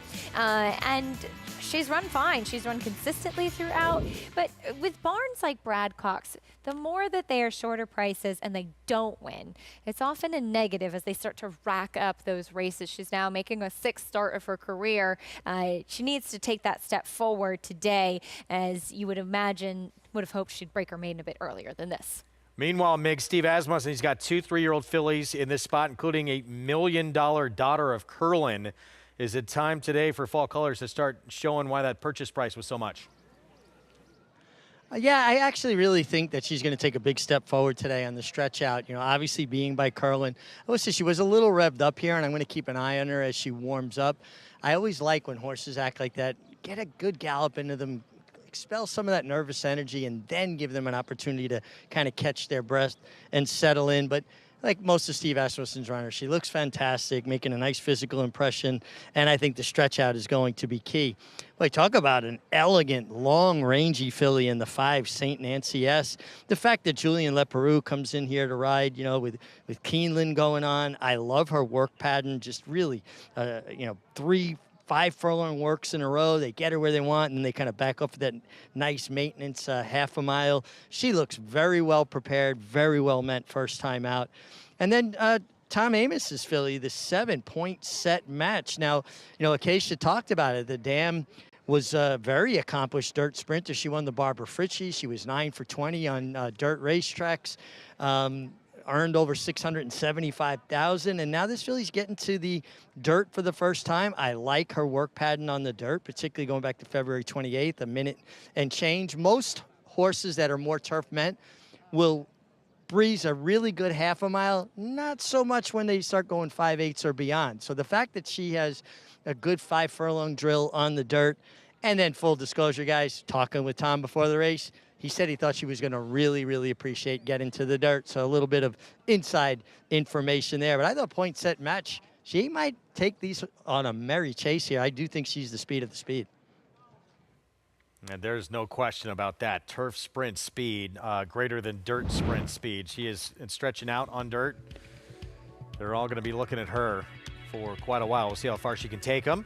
So we get back to New York, race 7, 6 furlong sprinting on the grass here on the outer turf in this New York bred first level allowance race. And this right now, your favorite at 5-2, Bosun. Yeah, no surprise. This horse was very impressive in his turf debut last time out. Now, he did get a pace stool to run at. There were 2 horses really duking it out on the front end, and he was able to sit off of it and come running. However, looking on paper, there could be some pace in here, and he might get a similar type of setup. That was off of a layoff. He has tons of turf pedigree by midshipmen. The dam was a good turf horse, 2 siblings on the grass, so certainly backs up all of that with the performance, and he was impressive on the grass for Joe Sharp. 5-2 favorite, Maggie. And look, you coming in from Fairgrounds, got to do it here in New York. But when you win by that kind of margin, going just 5.5 on the turf, that's saying something. Well, and 2, he gets restricted company this time, blowing a condition, in open company down there at the Fairgrounds. And Acacia is right. Yes, he got a pace setup, but it was also at the wire a very strung out field. And to me, that usually indicates quality, especially in turf racing, when you can get those kind of accordion types of races where they all kind of come together at the wire, and that was not the case when it came to Bosun's last performance. Now, a horse that I saw early on as a 3-year-old, he is so much more professional. This is a horse that in his first 2 starts was screaming and just incredibly green, and now he's quiet as a church mouse here in the paddock. And physically, he has just become a total athlete. He's lengthened in his frame. He's so muscular, so well defined. He's going to be very tough, at least from what I see here in the paddock, and the fact that he has a recent race, I think that just makes him that much more formidable, because by my eye and estimation, I think his main 2 rivals are going to have to do it off the bench. That includes number 7, Friend of the Devil. Unfortunately, Andy, one of our big deadheads on the show, not around, but I've got to say, This is my favorite Dead song, Friend of the Devil, who will return and get Lasix. And his lone turf start, much like Bosun's, was a winning one, but he did that as a 2-year-old. So you would have to think with that 73 buyer, there's still some room to improve that figure. He comes in here with a really sharp gate breeze and plenty of fast ones before that, too. Now, if I'm being honest, I wish he just looked a bit more fit. But then again, I've thought that about him in the past, where he just carries little extra weight, especially around his barrel and through his flank. He has gotten a little warm here, but that's also not out of character with him. So I'm more on the positive end of the spectrum, and yes, he can get revved up, but I think with the addition of Lasix, it's kind of taken the edge off of him. And then towards the outside, number 12 is not for hire. I wrote when he ran in that Central Park against Open Company, do not see longer for him. So I love the fact that George Weaver opts to bring him back here in a sprint. Now, he had a lot of speed in both of those efforts, including going the 6. Will we see it from this far outside post? He is quite quiet here in the paddock, but he looks sensational. Just a horse that hasn't really grown that much, but has filled out the frame, and I don't really care if they haven't grown that much when it comes to turf sprinting. Greg? All right, Maggie, thank you. Post parade coming up. Riders up. Jose Lezcano getting aboard George Weaver's Not for Hire, who's undefeated, sprinting on the grass. It was the debut win and a lot to build off an impressive first time out effort. Yeah, absolutely. Won by 5 lengths first time out when sprinting, and then went into the Central Park where he wasn't the immediately quickest out of the gate and hustled up to set the pace, and before fading, you can certainly forgive that. Here's Mozzie, post 3, Kevin Bonbarn. Yeah, this is a horse coming in off a layoff since November. We'll try to turn things around. Rail to Lil Lang. And this horse also coming in off a layoff, actually in the same race. Big dirt effort for Leo's Reward last start, turf debut ahead. There is a little bit of turf pedigree if you kind of dig back in the pedigree. Some good efforts on grass sprinting for this one, Master 4-8. He's a turf sprinter, and he gets to go back to doing what he loves. Sir Palace Prince. 31-1. A little bit tough to make, as this is one who did win both times on dirt at Parks. Here's Friend of the Devil. Maggie touched upon that turf and soul turf effort when gate to wire. He looks like a winner every step of the way in that race. Carlos Martin said, can't understand why, when he trains so well, just does not seem to love racing on the dirt. That big turf debut effort at Fairgrounds. Here's Bosun.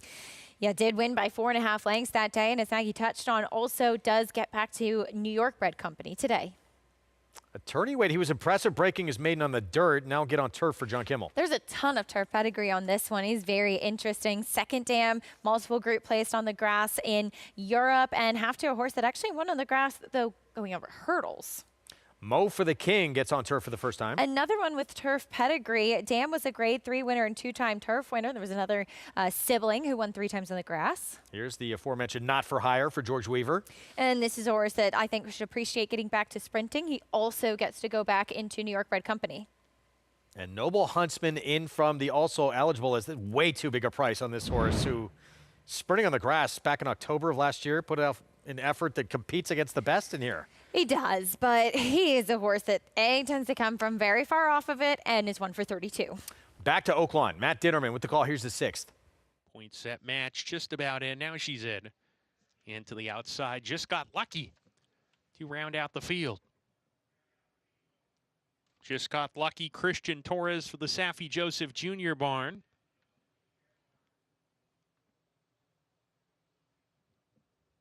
Waiting for Just Got Lucky.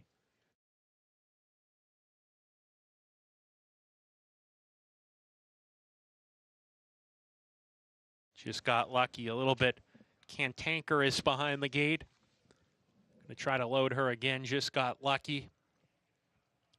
2-1 for the rail horse Calamity for trainer Brad Cox. 3-1 for both number 5 St. Nancy S, a first-time starter, and number 7 Point Set Match. Just Got Lucky goes it. We're ready to go.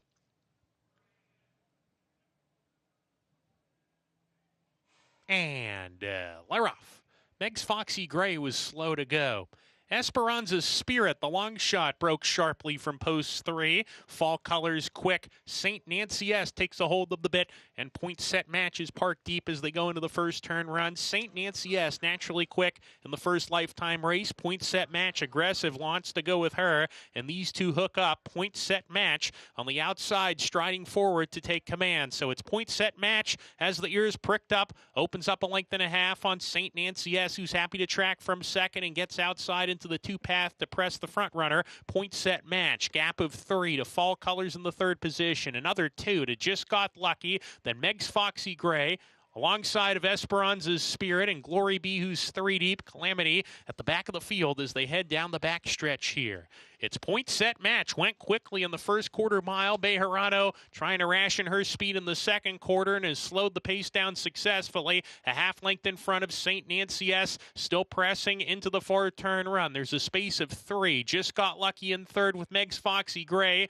Fall Colors going in the wrong direction. She's called it an afternoon. Calamity in the 5th position now. She's 4 lengths off the lead, coming to the top of the lane with Glory Be. The others are out of it as they come to the top of the stretch. Point Set Match challenged by St. Nancy S, who just cruised up alongside. And St. Nancy S blows past that early leader and kicks for home. Meg's Foxy Gray into the 2nd position. St. Nancy S with a furlong to go. She's on the wrong lead here, trying to stick around for this final 16th. Meg's Foxy Gray 2nd. Calamity 3rd. St. Nancy S getting a little bit tired here. She's desperate, calling for the wire, but she is going to get it. St. Nancy S on debut, the daughter of Promises Fulfilled, gets there over Calamity, Meg's Foxy Gray, and Esperanza's Spirit. St. Nancy S took all that early money for Ken McPeak. In the debut, it got a little dicey late, but able to hang on and win at a mile and a 16. Yeah, she never switched leads, and she was getting tired down to the lane, but she was able to just hold on under the wire.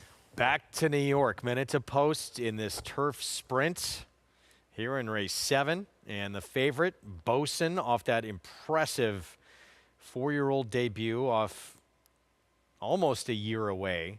And winning by 4.5 lengths at 5.5 furlongs on the grass in Louisiana. Yeah, I did default to this one. I maybe took the easy way out with him, but I was impressed by that and getting back into this kind of company. But I thought there were a couple other intriguing horses in here. It's a really fun race to see who can step forward and who will appreciate either getting onto the turf for the first time or back to the grass for the first time in a while. Yeah, with one of those getting onto the turf for the first time, let's go to Maggie. And taking some considerable money on the board is number 3. Leo's Reward will break out a post 2. As Acacia touched on, and she did more digging than I did, I have to admit, I didn't see much turf pedigree, and nor do I see much looking at him physically. And on top of that, 6 furlongs is just too short for him as well. I would have been a little bit more intrigued if this was a mile, but I just feel like 6 furlongs on the turf, they run it quicker. It's just not what he is physically suited for, but I give a lot of respect to Dave Donk. As we'll move on to number 10, Attorney Wade does have pedigree and looks like it. And I don't want to be too disparaging, but if I didn't know him, I would say, is he, is she, and is she pregnant? Because she, or in full, I should say, he's very chunky. But that being said, he does look like a turf sprinter, as number 11, Mo for the King, does look like he'll handle the turf, but I think he wants, and he wanted going 7, but I think he wants to go longer than this. He's just going to get a little outrun. Is very sharp, got quite washy. I'm going to take a shot here with Master Freud. He's run well on the turf, but his dirt form was better and improved over the winter, so that makes me think he might be just a better horse, and now he's getting to his preferred surface. He does look fit, Greg. We don't want Maggie doing arrivals at the Derby. We know that much. Back to the 3 quickly and the pedigree on Leo's Reward. Yeah, if you really dig. The second Damn Gracious Gift is the sister to Good Reward, who won races like the Hollywood Derby and the Manhattan Pure Prize. He was a turf horse as well. But, I mean, you really have to look a bit. Taking some money. We'll see if he can handle it. Favorite, that Fairground Shipper for Joe Sharp. Dylan Davis on Bosun, the 8, 2-1 right now. Let's go to Chris Griffin. Goes in. All set. they're off. Speed from Friend of the Devil in between horses, right out to the front, and Not for Hires in the early mix too. Sir Palace Prince is shoved along here as a shared third as Mo for the King starts to progress, and that's the leading 4. Tightly at the rail there is Little Lang is trying to work on through as towards the inside here of Leo's Reward as they're bunched up as they move up the backstretch. Mazzy was the one that got shuffled out of there, is followed to the outside lime green cap of Master Freud. Beau's Son is on the far outside, and the 2 at the back, that's Attorney Wade with the trailer. Noble Huntsman. They work into the far turn, 21.38 for the opening quarter mile. Friend of the Devil is in front. Not for Hire is engaged. Right to the outside from second, and Leo's Reward is shoved along here at the rail in third. Mo for the King is trying to pick up rivals. Beau's Son's going to be wide. Sir Palace Prince and Little Lang is trying to rally in the lime green cap. They reach the top of the lane. Friend of the Devil is trying to take them all the way through a 43.59 posted half-mile time. Little Lang just got the split, and Little Lang is in pursuit, but Friend of the Devil is still well clear. Friend of the Devil is running a big race right now. The rest are chasing as Friend of the Devil, Christopher Elliott, have a 16th left to go, and they're not stopping. Friend of the Devil dominates. Beau's Son up for second. Then came Leo's Reward, followed by Little Lang in 1 minute 7.31 seconds. That is an incredibly fast time in here, and it was done rather easily by Friend of the Devil. Yeah, he was flying on the front end. He looked exactly the same as he did when he broke his maiden. Just so happy to be back on the grass, always traveling beautifully and running away from his competition in a very impressive return. Clearly, it's turf sprinting or nothing for Friend of the Devil. 43-2 for the half mile. A 21 and change, 21-1 for that opening quarter. And then look how easily late, plenty left in the tank. Late rally from the favorite Bosun, who I think got up for second. And let's say photo finish between that 3, Leo's Reward, who might have dug in there late as well, but no doubt about the winner. Friend of the Devil, he was just very happy to be back on the grass. 2 for 2 now on the turf, leading every step of the way in those 2 turf efforts. Christopher Elliott on board for both, and it was a 3, getting third, 7-8-3-2. Yeah, this horse really appreciates the lawn. Absolutely. It's so funny as he's a horse that I saw, as I mentioned, Carlos Martin saying he always trains so well on the dirt. And you would think that he should be able to handle it. You know, as a New York bred, you want to take advantage of some of those New York bred races in the winter. But for whatever reason, it's just he wants to race on the turf. And clearly he's very good at doing that. Well, turf season could not have come soon enough for Carlos Martin and company, Blue Devil Racing Stable. But we've arrived, and Friend of the Devil is going to get his picture taken again. Back on the grass now, 2 for 2. Gate to wire win here in the 7th.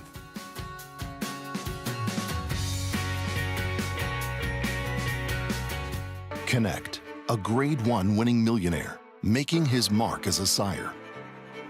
With Rattle and Roll, a Grade 1 winning 2-year-old. Graded stakes winners, Whitwater's Rand. Implicated, and Apple Picker. Connect, a proven sire in the making, standing at Lane's End Farm. Horse racing? Check. Weekly promotions? Got 'em. Huge payouts? You bet. With Naira Bets. Download the app today and bet on any track, anywhere, anytime with live HD horse races, betting tips and tutorials, expert picks, and more. You bet with Naira Bets. Join now for a new member bonus at NairaBets.com. It's a domineering display by the ultra-talented McKinsey. McKinsey in a dominant performance. One to be, we get to all do, 1,200,000. Chancer McPatrick proves best. Chancer McPatrick wins the Champagne impressively. It is going to be all Scottish Lassie. She wins the Frisette easily.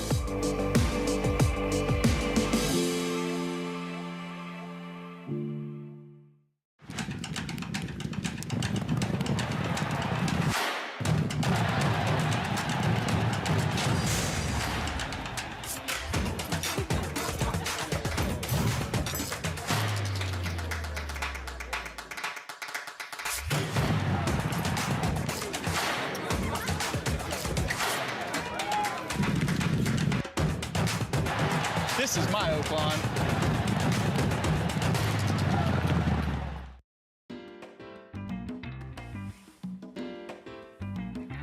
Back on our Friday coverage, you're watching America's Day at the Races on Fox Sports 2. It's brought to you in part by Gainesway. Power, passion, Performance. well done. I have to read those sometimes too. St. Nancy, yes, not easy to win going around a ground in your debut. She does it. It got very dicey late. She didn't change leads at all in the stretch. No, she didn't. But able to hang on and win here for Ken McPeak with Julian Lamperoux. Yeah, she kind of lugged in towards the rail as she was hanging on that inside lead, and she was traveling well coming into the turn and looked like she was just going to kind of draw off and win easily here. But right here, Julian Lamperoux asks her to switch, and she's just getting a bit green, a big leg weary. He starts to go left-handed with the crop, and while she never switches, and maybe she is tiring a bit or being just a bit immature in the stretch, she is able to hold off the closers between the one Calamity and the two Meg's Foxy Gray, who's dead heat for second. Yeah. The 1 and 2, dead heat for second. 3, completing the super. St. Nancy S, $7.20 for the win.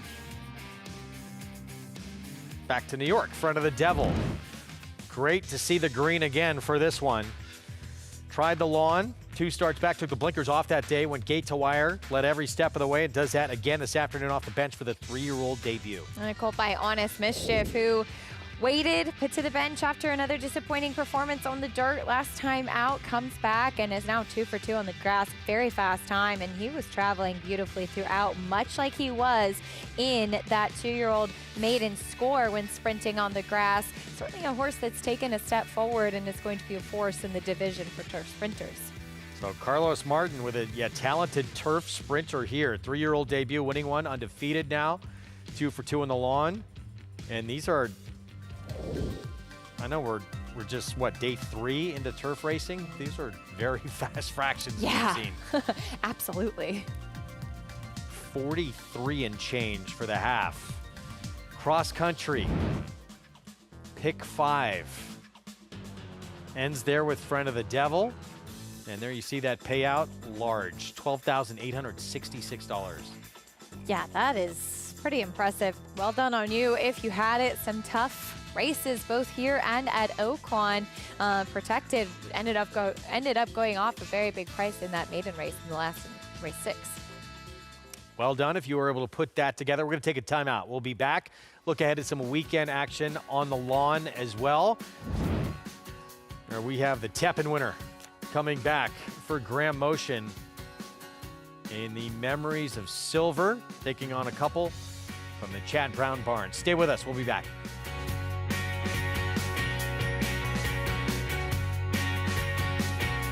The brilliance of the legendary Arrowgate and the speed and stamina of the sire of sires, Uncle Mo. Introducing Petulante, the first son of Arrowgate to stand in New York after winning handily at first asking. Petulante! He's got a kick here, and he's going to prove much the best. He won or placed in all 7 of his lifetime starts, including the Grade 3 Salvatore Mile. Petulante, Nimbus class, Petulante! Petulante, now standing in New York. For information, visit ihdvstallions.com today.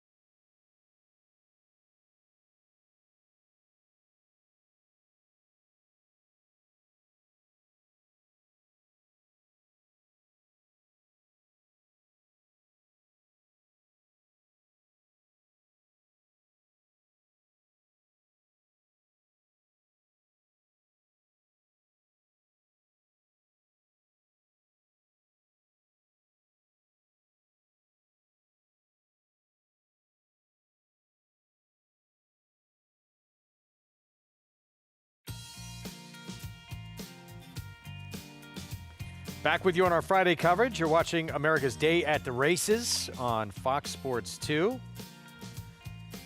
And our ABR Race of the Week, Memories of Silver. We touched on going to break, where Laura Lynn will come in with an undefeated record for Graham Motion. Yeah, making her 3-year-old debut. She broke her maiden first out here in New York, and then she won the Tepin as a 2-year-old. And we'll come back now off of the layoff and be intriguing to see what she does and how she steps forward from 2 to 3. 2 to 1 morning line. Kendra Carmouche will be aboard. We'll take a look at that Tepin where she beat Kentucky Oaks entered 5G in this spot, among others. Yeah, kind of wild looking back on it, isn't it? As 5G was a horse that had been running pretty well, as you can see, on the grass, and then switching over to the dirt. She's done very little wrong, and now winner of the Gulfstream Oaks and on to the Kentucky Oaks, whereas Laura Lynn put to the side after this win in the Tepin back in November. Like I said, making her 3-year-old debut. She's been training at Fair Hill on the track there, so good to see her back and see what she can do. It's always interesting, and you see horses that were so good as 2-year-olds. Were they precocious, or are they going to make that jump from 2 to 3? And we got 2 from the Chad Brown barn. 5 to 2 on Virgin Colada, who we'll get to in a moment. Opulent Restraint, meanwhile. 5 to 1, Arad Ortiz Jr. will be in town to ride, who put together back-to-back wins, including the Chelsea Flower back in the 2-year-old campaign. Yeah, she was very good as a 2-year-old as well, and I covered her last race at Tampa where she was 4th in the Florida Oaks, and watching her kind of take that jump from 2 to 3. Chad Brown had said last year the reason she didn't go on to the Breeders' Cup is not because she lacked talent, clearly, but because mentally she just didn't really have the capacity for it, that she's really tough to handle in the races. And while she was sharp down at Tampa last time, she was far more professional and composed. I think she was beaten by a good one in Nitrogen, and so she too will try to make that step forward now in the second start of her 3-year-old season. You see this kind of disparity, 5 to 1, 5 to 2, between the 2 from the same barn? Between Virgin Colada and Opulent Restraint? Yeah. I don't know. Well, here's Virgin Colada. Well, the thing about Opulent Restraint is that she does have the one race off the layoff already, whereas Virgin Colada is making the first start off the bench. And here is the eventful Miss Grillo, where she was able to close into second that day. But yeah, it was a race that's a little bit tough to read, I think, because so many horses were kind of taken out on the turn, and then Virgin Colada did not fire at a big price in the Breeders' Cup. That's coming up over the weekend. We expect to see on the grass stakes races, a couple from Chad Brown's barn, and he expects to be in the mix in most of them when we're on the grass with a stake on the line. Yeah, absolutely. Looking forward to it. This is a fun time of year with turf racing back in action, and certainly with these 2 fillies, as mentioned, they have talent. One ran in the Breeders' Cup, one kind of waiting, and that's this time of year when everybody's looking to kick off their seasons. Excited to see Laura Lynn, though. Looks like she can have a lot of talent. Yeah, she certainly does. 3-year-old debut coming up for Graham Motion. We'll have that for you on the weekend coverage. We're going to take a timeout. We have the nightcap up next. Mile over the inner turf, New York breds in this maiden special weight. First time starter right there. You know this barn pretty well. 8 to 5 favorite. Coach Case. We'll be back.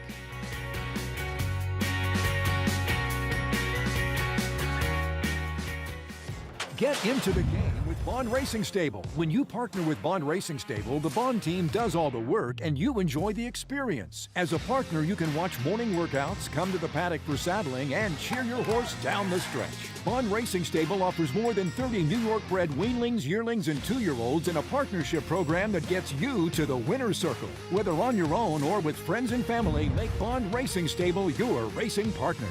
Go to jamesbondracing.com today. RaceLens is the most in-depth product in horse racing, with unique features found nowhere else. True odds, predictive analysis, and pace projection. RaceLens. It will change the way you follow horse racing and take your game to the next level. General admission tickets are on sale now for the Belmont Stakes on June 7th at Saratoga Racecourse. Don't miss your chance to witness the historical third leg of the Triple Crown. Get your tickets today by visiting belmontstakes.com/tickets.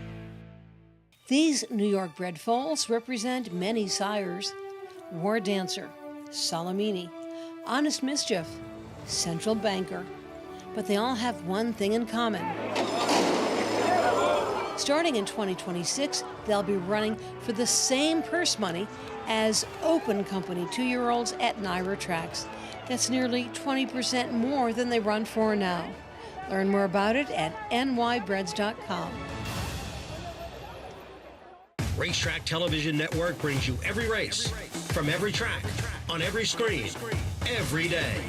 With monthly packages starting as low as $5, RTN gives you great value and access to more live HD streaming and race replays than anyone. Visit RTN.tv today to sign up and watch on almost any device, including Roku and Amazon Fire. RTN has packages that start at $5 per month.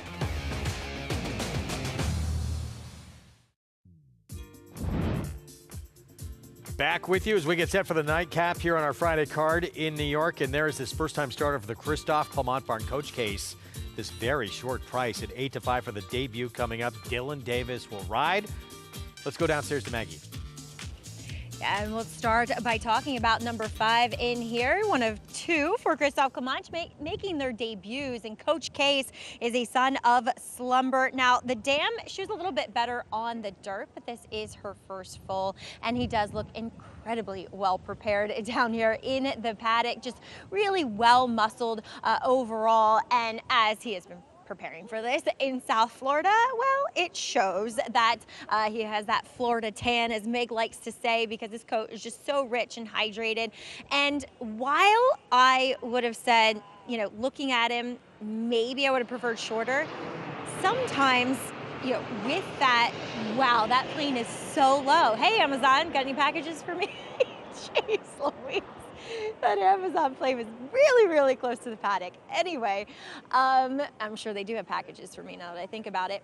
But looking at this guy, you know, that smaller frame, shorter couple type that is coupled with a pedigree that says longer's better. I love it a mile, just love it. And I think he is really well spotted, as per usual from Christophe, with this debut. Now, number 4 is Aqueduct, another one for Christophe Clement by Cantheros.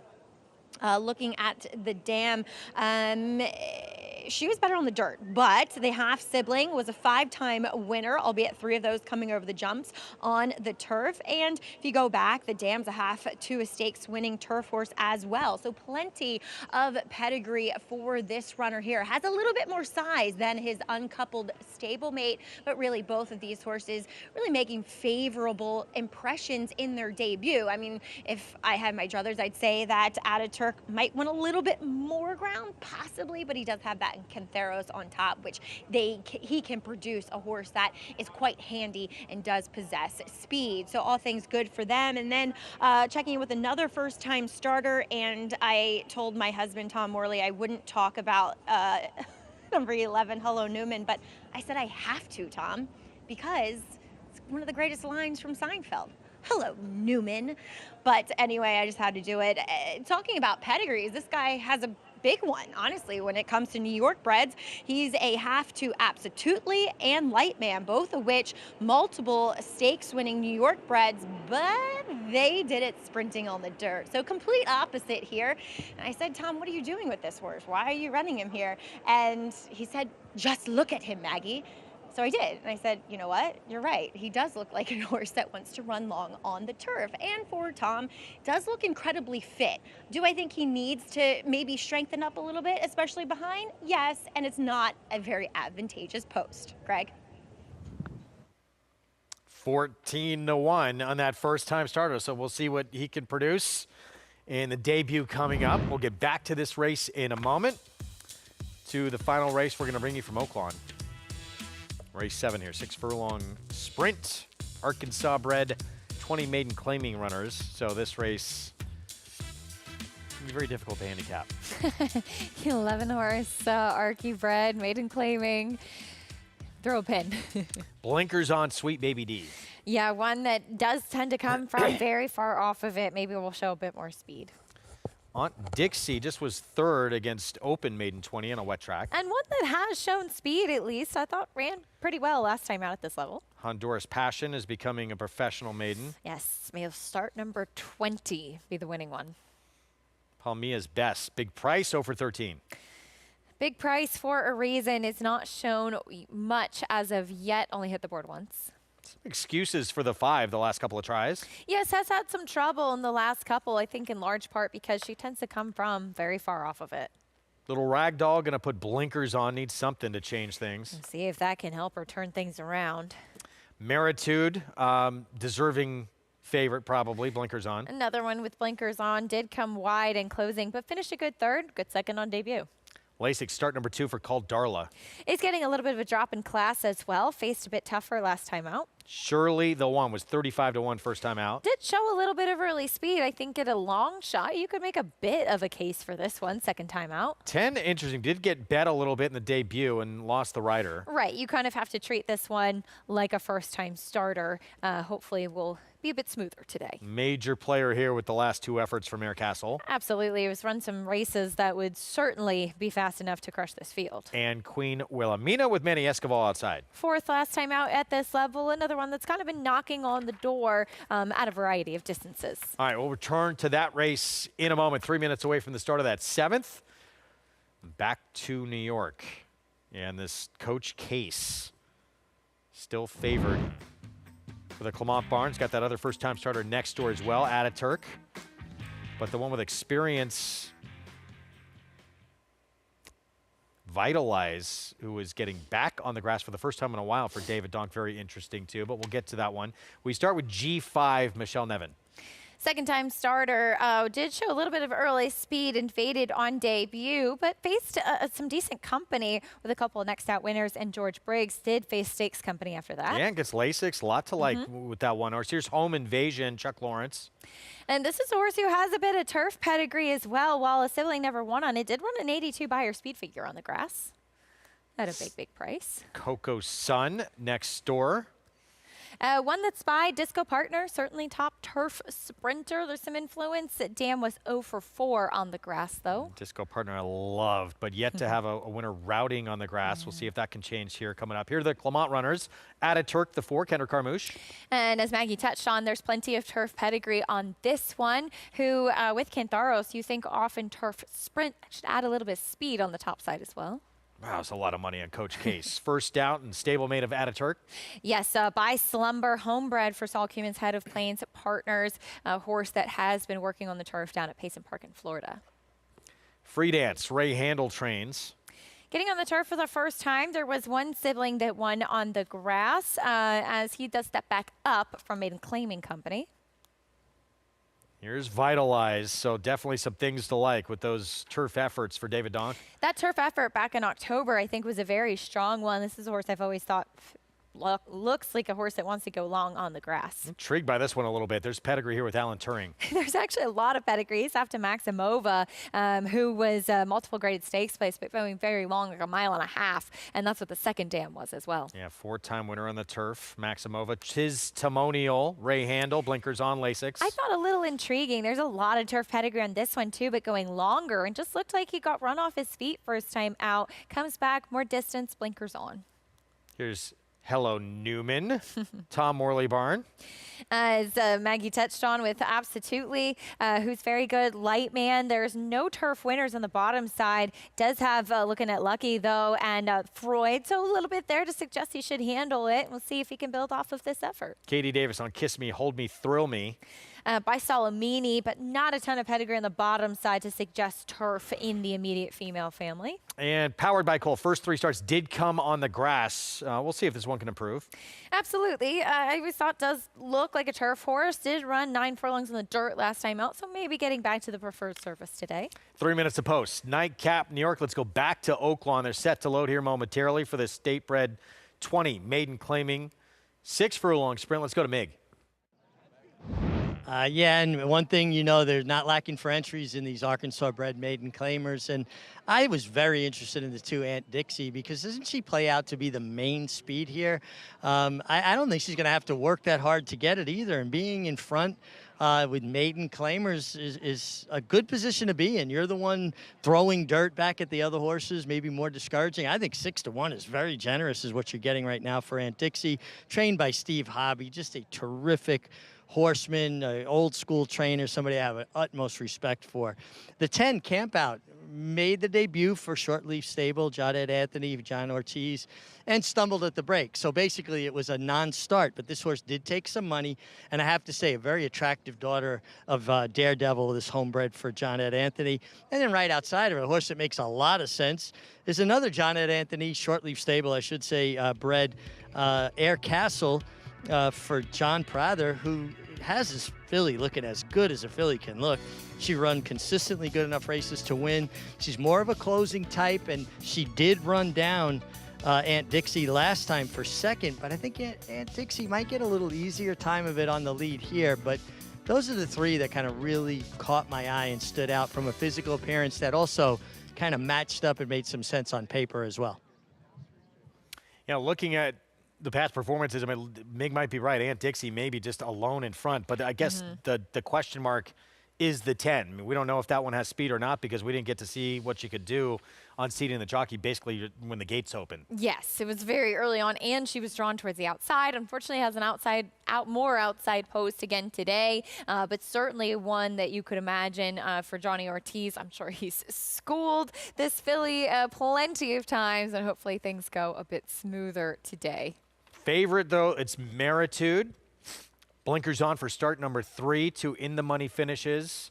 First couple of tries against State Bred Company.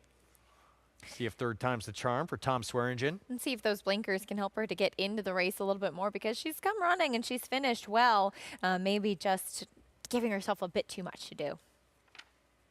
Matt Ditterman with the call at start of the late pick 4. Here's the 7th from Oaklawn. Queen Wilhelmina to the outside post, and also Little Ragdoll.